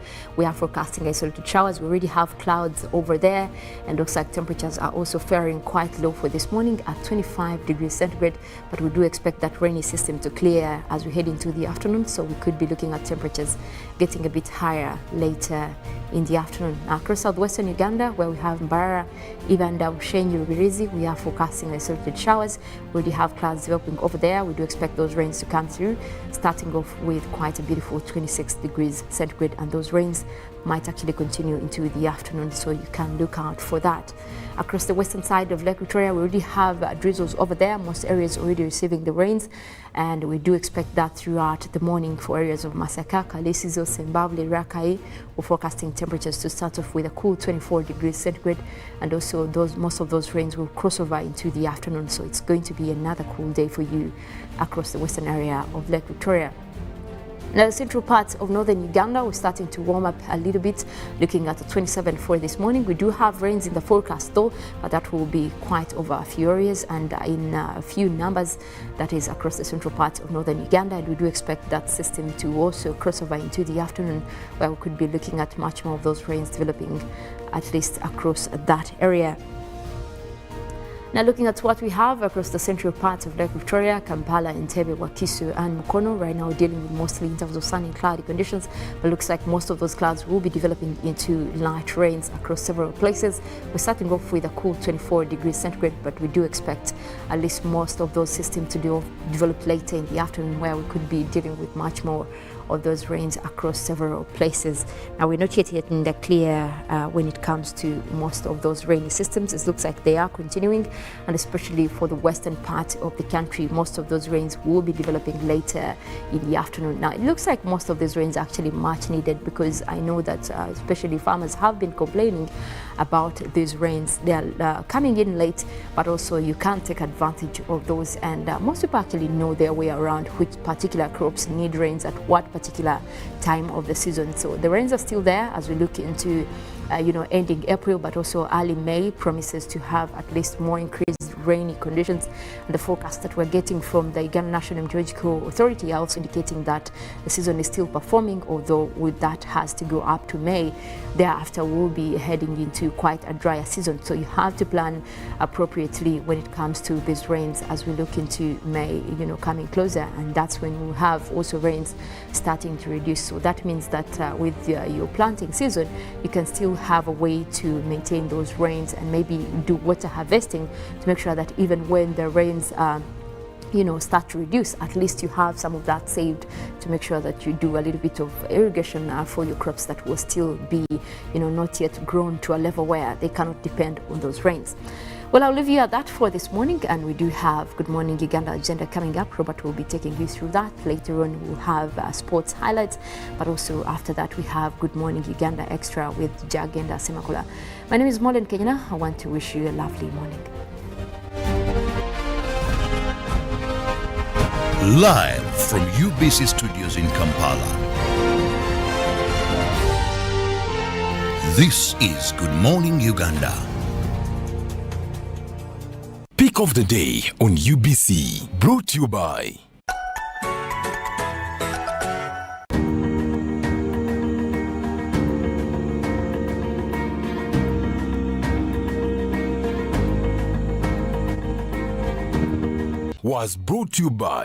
Just use MTN to make calls, send SMS, load airtime, buy bundles, or pay for MTN subscription services. Everywhere you go, MTN. When you talk about our motherland Uganda, the Pearl of Africa, you cannot fail to smile because of the smile that fills the faces of the citizens. Our nice good weather and nature that sustains us all, that enables us all to continue each in their own way, because we are all different even according to each individual's work.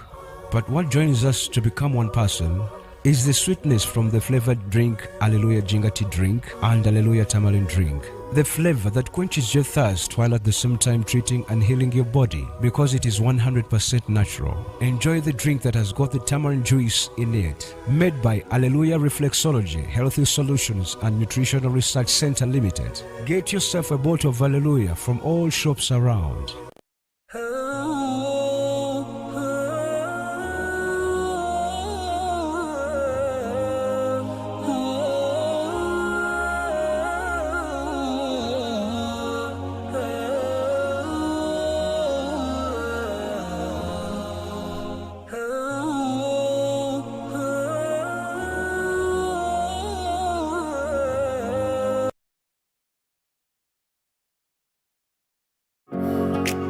It's no secret that ICT makes learning easy.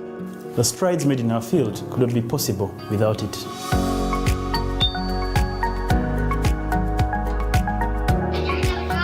And now we can watch our favorite show. My radio is my best friend. UCC provides an enabling regulatory environment and policy guidance for healthy competition. We also facilitate ease of doing business in the communications sector through licensing, standardization, spectrum management, tariff regulation, rural communication development, and consumer empowerment. An informed consumer is an empowered consumer. UCC supports local content and innovations Driving the development of a robust communication sector in Uganda is Uganda Communications Commission.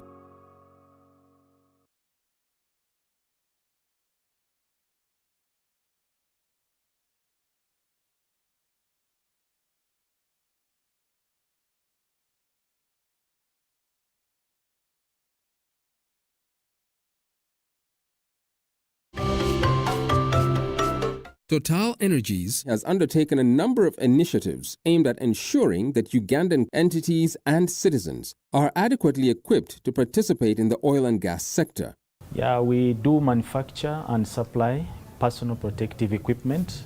We supply beyond Total Energies. We supply their subcontractors.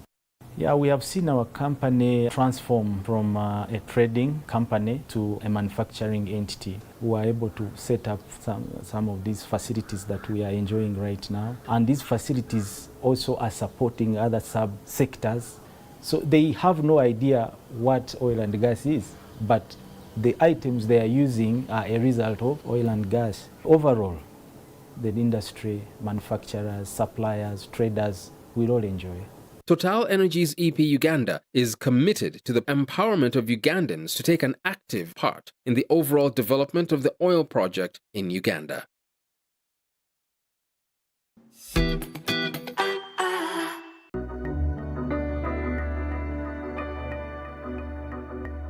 Assalamu alaikum wa rahmatullahi wa barakatuhu. The second reason as to why we fast. We fast because we need Allah to elevate our levels of Iman. We all know we go through a lot, different tests here and there. As we go on, our levels of Iman keep on getting down. But as we do fast, Allah subhanahu wa ta'ala promises us that through fasting, our levels of Iman and Taqwa are going to be high. لَعَلَّكُمْ تَتَّقُونَ لَعَلَّكُمْ تَتَّقُونَ. Perhaps as we fast, Allah subhanahu wa ta'ala will be in position to bless us with taqwa within our hearts and souls. So if you ask today, why do you observe fasting? Why do you leave out drinks, eats during daytime in Ramadan? Tell them that you really need to elevate your levels of taqwa, your levels of Iman. And this is one of the reasons as to why we Muslims, we do consider fasting, specifically the holy month of Ramadan. I request Allah subhanahu wa ta'ala to bless us with taqwa amidst our fasting of this noble month of Ramadan. Barakallahu fikum. Wassalamu alaikum wa rahmatullahi wa barakatuh. Brought to you by UBC TV and Star TV in partnership with Umka Foundation, Ummah Muslim Combats Ability.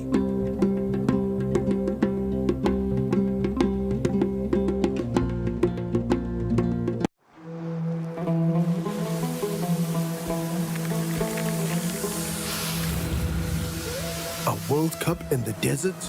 The first one in the Middle East. The first to be held at the end of the year? That's crazy.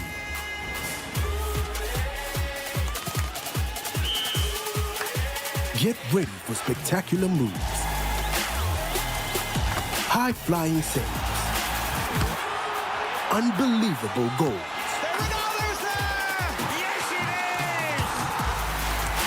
Out of this world celebrations. Would you believe it? What a moment here! All 64 matches live. That's over 5,000 action-packed minutes of the FIFA 2022 World Cup Qatar. Now that's crazy. Catch all the action only on SuperSport, your world of champions. On Go TV. Love it. Even with my grandson, a doctor at my side, I struggled to get the help I needed. But he saw something that day. He began to work day and night. He wouldn't quit, even when people said no. He wouldn't stop fighting. He knew something had to change, and his vision was bigger than anyone could imagine. He made it possible to receive quality medical services anywhere in Uganda by simply using a phone.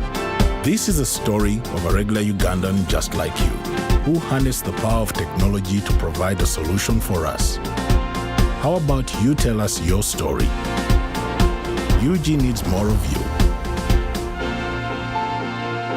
To share your story, visit airtel.co.ug/UG needs more of you or call or SMS 162. Airtel, the smartphone network.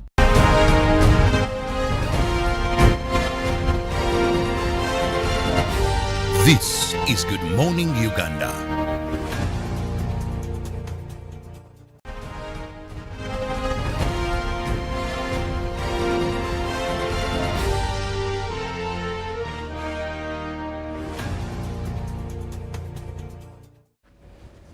Good morning and thank you so much for keeping it on UBC TV. It is exactly a few minutes past the top of the hour. I'm Robert Kirabo Nyonyintono. Thank you for being with us. Welcome to Good Morning Uganda Agenda. Now here we usually have a guest in studios and you can be part of the talk of discussion by simply going on our various social media platforms, and of course we have a WhatsApp number where you send a traditional SMS or you send us a WhatsApp message and the guest responds to your concerns. Now today we want to focus on wildlife protection in Uganda. We all know that Uganda's tourism sector greatly depends on nature. That people come into Uganda to tour the beauty of the Pearl of Africa, but also the animals. We've not so much advanced to maybe scientific or academic tourism. What is our niche right now is the animals that God gave us, the different water bodies. Mother Nature is what we are relying on. Now, in the recent past, we've seen a series of wild animals being killed.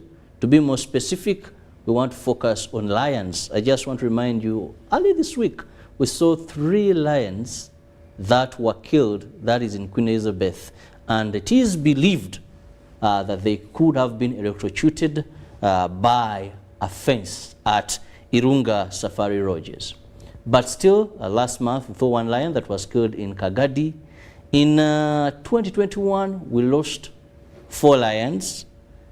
In 2007, we lost 9 lions. 4 years ago, still we lost 11 lions. Now, this was one of the worst, which was as a result of poisoning. It is believed that these lions could have eaten poisoned meat. Now, with me in studios this morning to discuss this is the State Minister for Tourism, Honorable Bahinduka Martin Mugara, with whom we are going to be discussing this. Honorable, you're most welcome to our studios. Thank you so much, Mr. Kirabo, and good morning to the viewers out there. Now, Honorable, to go direct to the topic this morning, we see continuous loss of wildlife. One was telling me that Uganda could be having about 400 lions in the wild. But if this rate of poisoning, hunting them out, killing them continues, we could wake up where the lions are extinct. And we are blessed that we are one of the few countries that have the climbing lion. No, thank you. Of course, first of all, it's unfortunate. Interestingly, I don't think we shall lose all the lions. The numbers have been growing over the years. And of course, such instances will always happen. But as a ministry, as over the agency responsible for this, we shall try doing our best to always avert such bad occurrences. Yeah, but it was unfortunate. In the past, we've had a number of issues. We've had the lions killed mainly because of, we would call it revenge, vengeance from communities, especially the cattle keeping communities in Kasese, that would put some poison in the carcass, because, you know, a lion will kill, feed and come back and feed again. So they would put some poison, and that's how we lost around 9 lions, the 11. But of course, the most recent incidents, I had people saying that it was all over news that some powerful person in Kagadi fought a lion and killed it. That's not true. And I would encourage the public, please do not dare. A lion is so powerful. What happened is of course, unfortunately, one of the lions strayed into the communities, caused mayhem by killing some goats and the rest. And of course, the community went in search. Then, because of the noise and all that, the lion kept getting agitated. And because also the UPDF joined in the search. Of course, we had UA, UPDF, and the rest. So because of the inexperience of the UPDF officer who tried to shoot course, a lion jumped onto him, attacked him. Lucky enough, he had another colleague who was armed, and his owner put the lion out of action. But it's not that he was so powerful. Energetic man. Yeah, so thank God that his life was saved. But of course, whenever we lose such an animal, it's bad really for us, for the country, and for all the people that are into conservation out there. Now, when you talk about it is bad, can you throw more light to our viewers there to understand the significance of these animals and what their loss means to Ugandans? Because some will just say, it's not a human being. It's an animal. It has died anyway. So how does this affect us, more so the tourism sector? No, of course it does. But let me just speak about the last incident where we lost 3 lions in Katunguru this week. Of course, it's unfortunate. We did not know that, because you see, for us, we fence. We also fence most of these protected areas to minimize on the human-wildlife conflict. Having these animals out there causing destruction, but also having the communities do attacking the animals out of the parks. And what we use, we have an electric fence, but a solar electric fence that just shocks the animal. And even if you were to use electricity, really, we expect someone to use something that just shocks, not kill. So it was unfortunate, and the police is investigating the matter, and we shall decide on the course of action to be taken. Because these were actually even lionesses. These are lions that would produce more. So it was absurd, and we shall get to the conclusion of this. Yeah, but you see, not only lions. Whenever we lose any wild animal, it's unfortunate. When we lose the elephants to poaching, when we lose all these, really, it's unfortunate.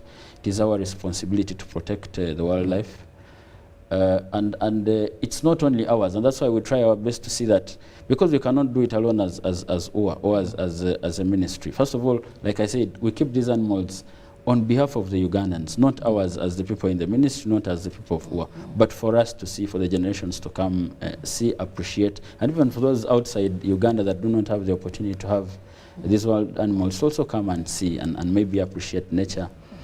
So it's always unfortunate. We lose a lot whenever this happens. Like I've said, tourism is the biggest sector in the country, bringing in, before COVID, over 1.6 billion, having so many people come in here. The lodge owners benefit, the local communities benefit out of selling food to these lodges that host the tourists. We have so many people employed in this sector.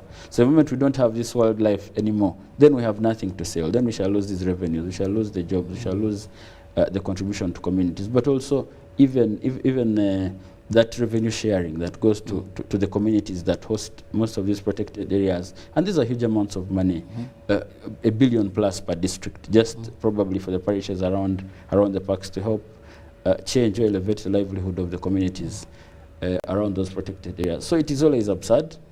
And what we shall continue doing as a ministry, as a country, is to continue creating awareness about the importance of conservation, the importance of these wild animals. And that's why we have the zoo at work. And I want to implore our parents to go there. Through the partnership with NDP, we launched more of a training, I would call it like a kindergarten, but something for the young kids that go and interact with these animals and get the actual feel of the young animals. So we are trying to grow a bigger number of people that understand conservation and appreciate the importance of this going forward. And we believe the moment we achieve that, then definitely we shall have so many people fight for the rights and know the importance of nature and the wildlife. Well, Honorable Minister, you've talked about the revenue that goes back to these communities, because I've had opportunities to go to some of these game parks. But when you reach there and interact with the community around, many of them don't see any relevance of why they have these animals. Some will even tell you that government is funny. It treasures animals more than us, the human beings. When you ask them, they'll tell you, you dare touch that lion, dare touch this, and you end up going into courts of law, then arrested. Said, okay. But if this animal attacks any of you, yes, what will happen? Of course, you will be buried, they will come and make speeches, and that will end. So they don't see any value. Now, this 20% that is part of the revenue that is sent back to these districts, have you followed it? Have you monitored? How do you create this relevancy that someone in Kasese who has a house, Shakolenwa, knows that I benefit from that lion, I benefit from that elephant?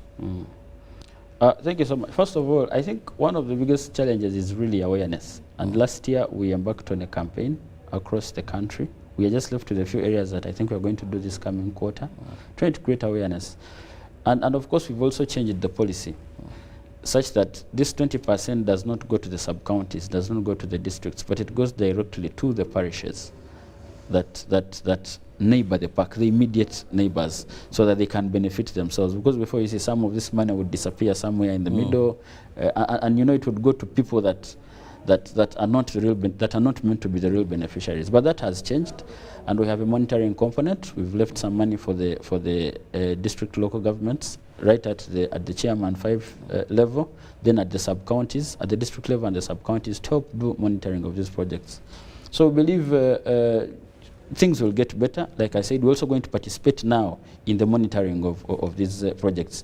But we've been to so many areas. As just last week, the Committee on Tourism and Trade was around the Maction Falls area, and they appreciated. There are so many communities that have benefited. I've been to so many. Some have built hospitals, some have built schools, some have done so many impressive activities, because you see, they agree as a team and say, you know, for us, what we want to use this money for this year is maybe out of the 4 parishes, now that we didn't have a health center, 2, let's construct, let's agree, since it's going to benefit all of us. And then so it's up to them to decide what they want to use the money for. But it's a very important project. It has changed livelihoods. So once we better this, and we are going to continue, of course, going forward, we've agreed we shall be giving information to all the leaders in writing that this is how much you expect, right, from the area members of parliament to the local leaders. This is what you're expecting. So please be part of the monitoring team. But also for the projects, because the actual beneficiaries are those small groups at the lowest level. But you know, some of them still will connive amongst themselves, come up with projects that don't help, and end up, you know, just using this money without anything beneficial. That's why we are saying let it be a responsibility of everyone, so that people can continue understanding the importance of conservation. But not only the 20%. We do so many things to create awareness about conservation. For instance, yesterday we were trying to do mediation within the Kisoro area. Kisoro is those 2 parks of Gwindi and Gahinga bringing around 60% of the revenues out of tourism because of the gorilla. And there is something called the Nkoringo Community Development Fund that has been there over a period of time, that was set up by OWA and a number of conservation partners. And the communities have been making a lot of money, benefiting, and we're trying to see how we resolve their issues so that we can maintain the purpose of having that organization founded in the first place. So there are so many communities that appreciate, that actually protect the wild animals more than anyone else, because they know the importance and the benefit out of them. But like we are saying, we shall continue creating the awareness. We shall continue probably, and as we market the sector, as the sector grows, we expect the money to increase. Now, the 20%, those that have been getting $1 billion, of course, COVID affected them. That's why we're not able to give them revenues between the lockdown period. Now that we've opened up, we're giving them areas and what we've made this year. But we expect the money to grow as we market, now that we have a brand out, so the communities can actually even access more and continue the component of monitoring, so that everyone is a beneficiary as they ought to be. Let's look at compensation. I don't know if it is legally or it is out of diplomacy. Many of the communities still around these game parks, why sometimes you see them hostile? They will tell you it's out of urgency. One will tell you, my cows, some have lost lives, and they always talk about how can government compensate us. Honorable Minister, how do you handle this component? Is it's all gone? Yes, the animals trade, or do we have systematic systems of how government compensates or handles issues of death as a result of wildlife moving into ungazetted areas? How do you carry out this? How is it handled? Well, first of all, let me just talk about the human-wildlife conflict component that we are talking about. You know, it's true that, first of all, there's a lot of population growth. There's a lot of pressure and demand for land, for production. equally the wildlife is growing in number. And we've already, of course, encroached on most of it. The former ways, the former routes that most of these wild animals used to take have now been inhabited by human beings. And you see, for instance, elephants never forget. If it went somewhere so many years ago, it will still track down that route and try to move through. And we are doing two things going forward to minimize this. We are trying to do fencing. This financial year alone, we shall be able to fence around 160 kilometers. But of course, it's not enough because we're only doing this in 2 parks, in Makshon and Queen Elizabeth, to extend what we had. And this has worked because we've seen the areas that have been fenced, we don't have the wildlife get out to destroy crops and also to whatever mayhem that they destroy when they're out there. And of course, it also reduces on the vengeance that you're saying, that we're talking about, that now we will not have a lion move out because it won't be able to access or go beyond the fence going forward. So these are some of the parameters that we are putting in place. But like I said as well, create awareness and try to see how we live in harmony. I don't think the conflict will end whatsoever once and for all, because it is going to be a process that will continue. It's also not good to enclose the entire wildlife entirely into these protected areas. We have to create some small room for them. But we shall continue doing our best as a ministry with the support of government, and I want to thank them to see that we put this problem we put an end to the problem. Many of these communities demand compensation, Honorable. I've seen you traveled some part. I remember watching you on UBC TV, and it was chaotic there. People were saying we've lost people, we've lost gardens, we've lost everything. Oh yes. I hadn't talked about the issue to do with compensation. First of all, currently when still someone loses a life because of, but you see, compensation is still only in one way, only when you're outside the protected area. That means the animal has gone out of its natural habitat to maybe attack or destroy something outside the protected area. But if it's within the protected area, there is no compensation for you whatsoever. If you're killed within the park by wild animal, it is different, especially when you enter the parks illegally. But outside, under the 2019 Tourism Act, the new act, there is a compensation component. And we've been working on the guidelines. They are before now the Attorney General, and anytime he'll probably go through them. And the moment we have them in place, then we shall start compensation. But of course, still, because the law says that we can only compensate out of the revenues that we collect. Only 2% of the monies we collect are the ones that go into the compensation fund. So this is not a lot of money. It's not so much. If you look at how many complaints we get every month because of the human-wildlife conflict. But we shall have this operation very soon, and we shall be able to compensate. But even now, there is something that we call a compassionate assistant compensation that we help these families that lose their dear ones outside the protected areas, take care of the barrier arrangements, some that are injured, take care of the medical bills and the rest. And it is working somehow. But soon we shall have the guidelines out. We shall have a compensation committee in place, and then we start doing this within the law now. Within the guidelines. Well, viewers, just to remind you, we are looking at government intervention in protecting wildlife in Uganda, because as a country we earn great from tourism, but most of the tourists that come to this country come to tour nature, come to tour the wild. And when we see a number of our animals, the elephants, the lions, being killed, that means that it has an hindrance. More so when you have some of those unique species. When you go for the gorillas, well, Uganda, you know that not many countries have what we have. When you talk about the climbing lions, they're not everywhere. So we have some unique species of animals that have to be guarded jealously. And of late, we see continuous incidents where we are losing some of these animals that mean a lot into our revenue. I'm with the State Minister for Tourism, and we are discussing this topic. The number is on your screen. Soon I'll be looking at some of the messages that are coming in. Please send your SMS, send your WhatsApp message on that number 0709 60 25 92. And I'll be reading them out, and the Honorable Minister will be responding. Now, Honorable, the compensation said they should be waiting for a law. But let's also look at poaching in this country. Much as we have those that are poisoned and all that, how far, what is being done? Many times we see people arrested with body parts of these animals. In March, when we lost the 6, body parts were missing. We don't know what they use them for. So how far have you gone to empower, to staff? Some wardens will tell you we are very few. What is your ministry doing in this direction? First of all, I want to thank government because you talked about the issue of staff. Next financial year, God willing, we shall be recruiting around 800 additional staff, and I think this will be a very good boost in terms of surveillance and trying to prohibit poaching going forward. So I want to thank them for the support to the sector.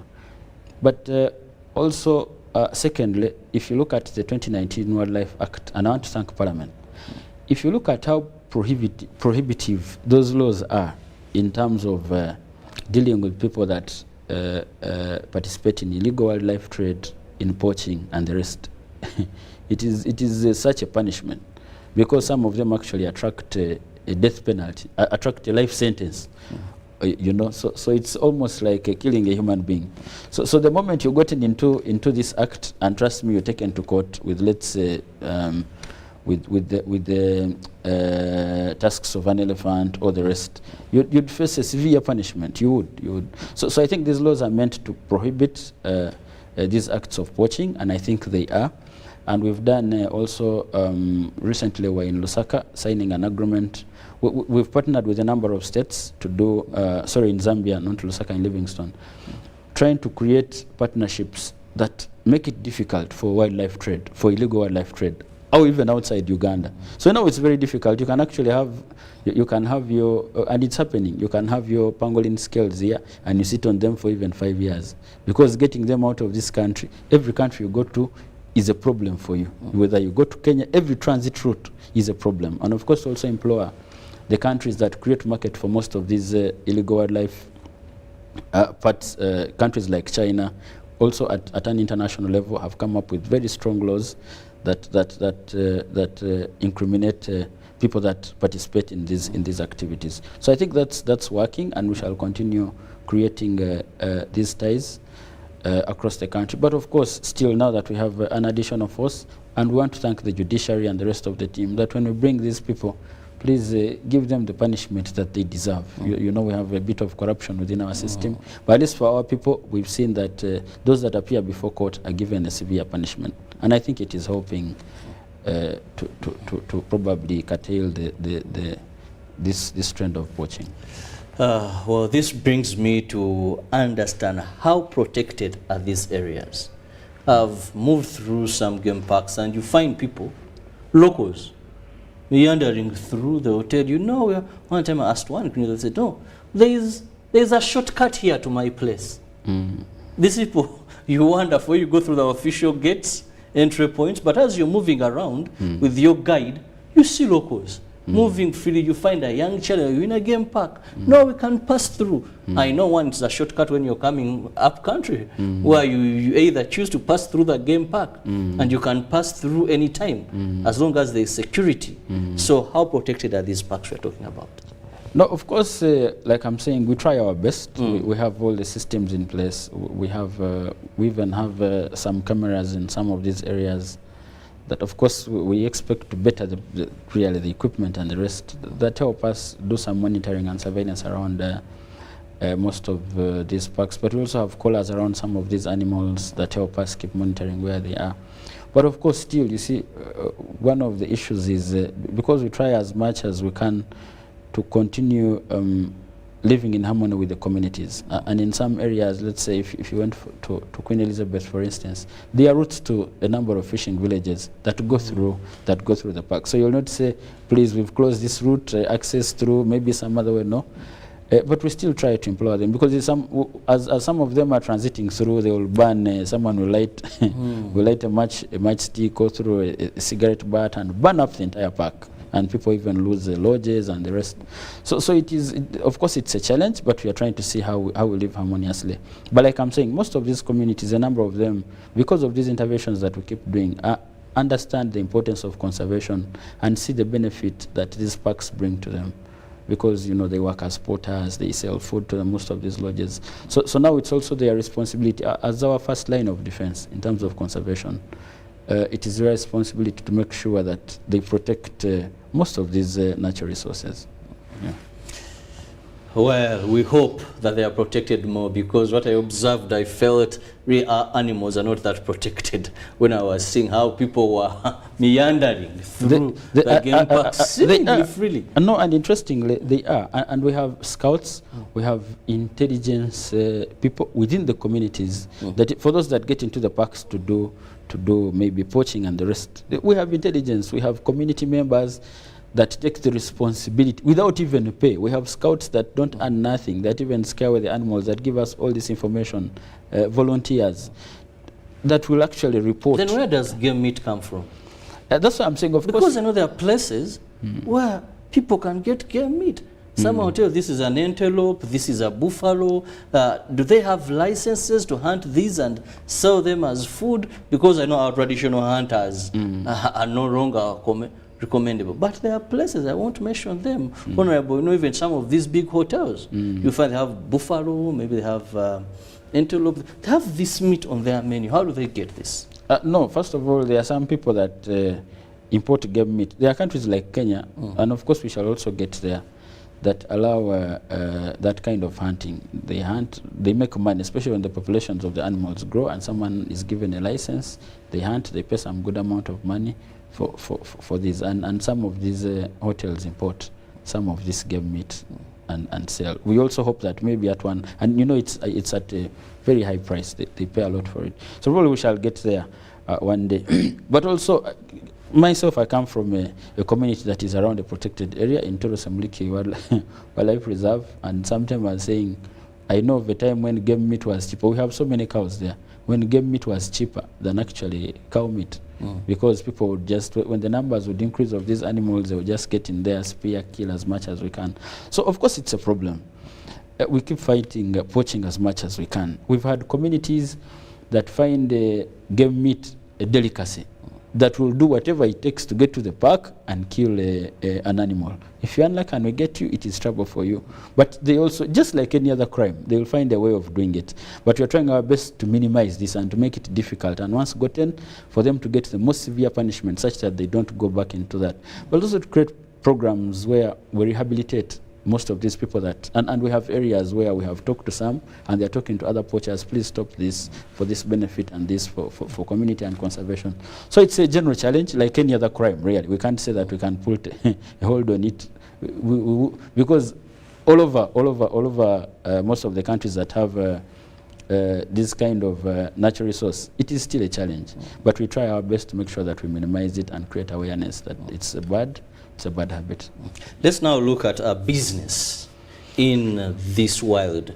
Of late, I'm seeing a number of business people.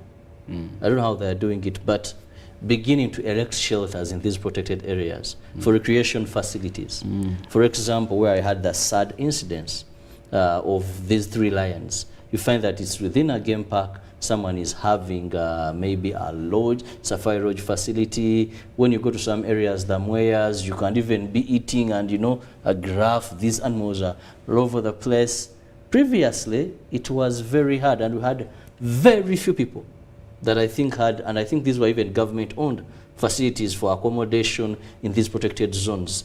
Honorable, isn't this also, much as it is making accommodation a bit cheaper, but how are we going to balance this? You spend about 5 years not visiting the game park. When you go back there, yes, the roads are good, but structures, people who can sleep in. How are you going to balance protection as well as ensuring that the economic aspect is catered for? Because the business community seems to be interested. Day by day, we have people who will tell you, if I can get up to 2 acres and I build a hotel, I build a camping site within the game park.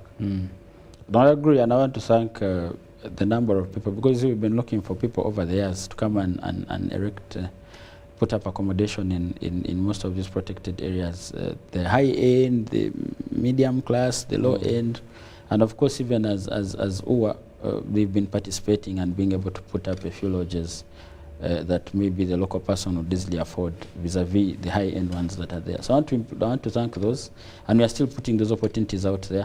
But of course we do it in a controlled manner, and most of these documents will give you contracts that we review every after a particular period of time. So we give you a particular area, give you terms. If you don't adhere, definitely we shall cancel the concession, and we keep monitoring. So we try to strike a balance, and most of the people that get in there really, because it is a business, they do their best to protect this wildlife. I think they enjoy when it's around the hotel facility or the lodge, when the tourists can be able to get that first-hand experience. But even those that are not within the protected areas, there are so many people that have accommodation facilities over the boundaries of the park, and the wildlife actually come and all over most of these accommodation places. So they also take the responsibility of making sure that most of this wildlife is safe, because they make some good money, a lot of money out of it. And I want to thank the people, the Ugandans, I keep saying this, that keep traveling to also be participants in this, not just to leave it for the Muzungu, but also participate and support the sector. So we try to strike a balance, and it's been working well, because they've come up with also community programs, the very lodge owners, community programs that also help boost conservation and create awareness about the importance of conservation. So they are partners in development. We hope to grow this in number. We just signed a deal with one of two players to come and put up high-end lodges. There are people who say that sleeping in the lodge for $1,000 is peanuts, and they are not interested. They want to pay $6,000, $3,000. So we've also attracted those investors. They'll be putting up lodges, but also balancing with those that are going to pay $100,000. There are banders there. The people that do not know that you can go to a protected area, especially most of the savannah parks, and sleep in a UWA banda for 30,000 Uganda shillings in the protected area. Yes, 30,000, 50,000, 100,000. And I want to thank Ugandans. This Easter, they were actually surprised. After putting out that campaign, they've moved, hotels were overwhelmed, and we shall continue trying to implore them. Please, this is your country. Travel and explore the beauty you have to offer. And our new campaign is Exploring Uganda. You are Ugandan, travel, know your country very well.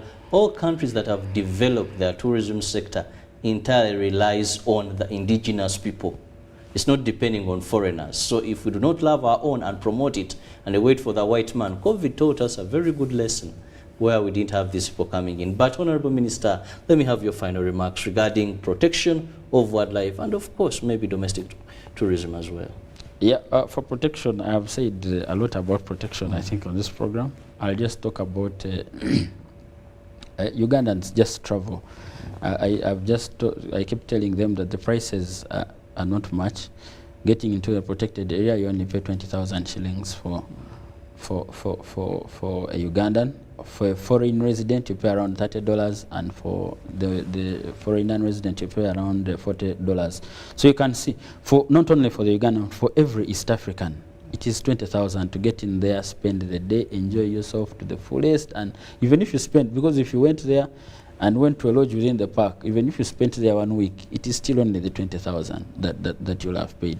So go out there with your families and explore. Let these kids have the real life experience of this, not just watching these animals on TV and the rest.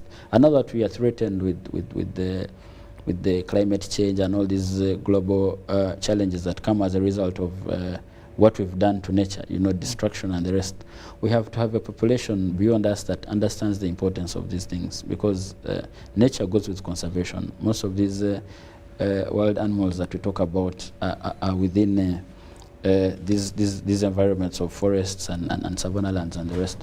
But also, like I keep saying, what we have to offer is not only the safari tourism. You go to Kalangala, go to Bovuma Island, you go to Lake Bunyonyi and the rest. So there's a lot to offer. Travel for the food, travel for the culture, travel for all this, not only for the wildlife. Travel for the nightlife as well. Don't only party in Kampala, go to Fort and party a bit, go to Gulu and party a bit and know the difference. So there's a lot to offer in terms of tourism. So I want to implore Ugandans, please travel. The country is safe. You can move anytime you want. the infrastructure, I think, is the best in East Africa. Right now, we have tarmac roads all over the country. So just travel and enjoy this country. Well, I want to thank you so much, Honorable Minister. That's the State Minister for Tourism. We've had, I believe, a fruitful discussion regarding protection of wildlife and why we should protect it. Well, a few people sent in messages here, but I'll just go through them. Good morning and thank you for the show. It's really a shame that we Ugandans, that we are losing one of the unique identities we are blessed with as a country. It's always we humans that tend to encroach on the habitats of wildlife, and in the end, we lament in case they harm us. That is teacher Mangali Ivan from Bale.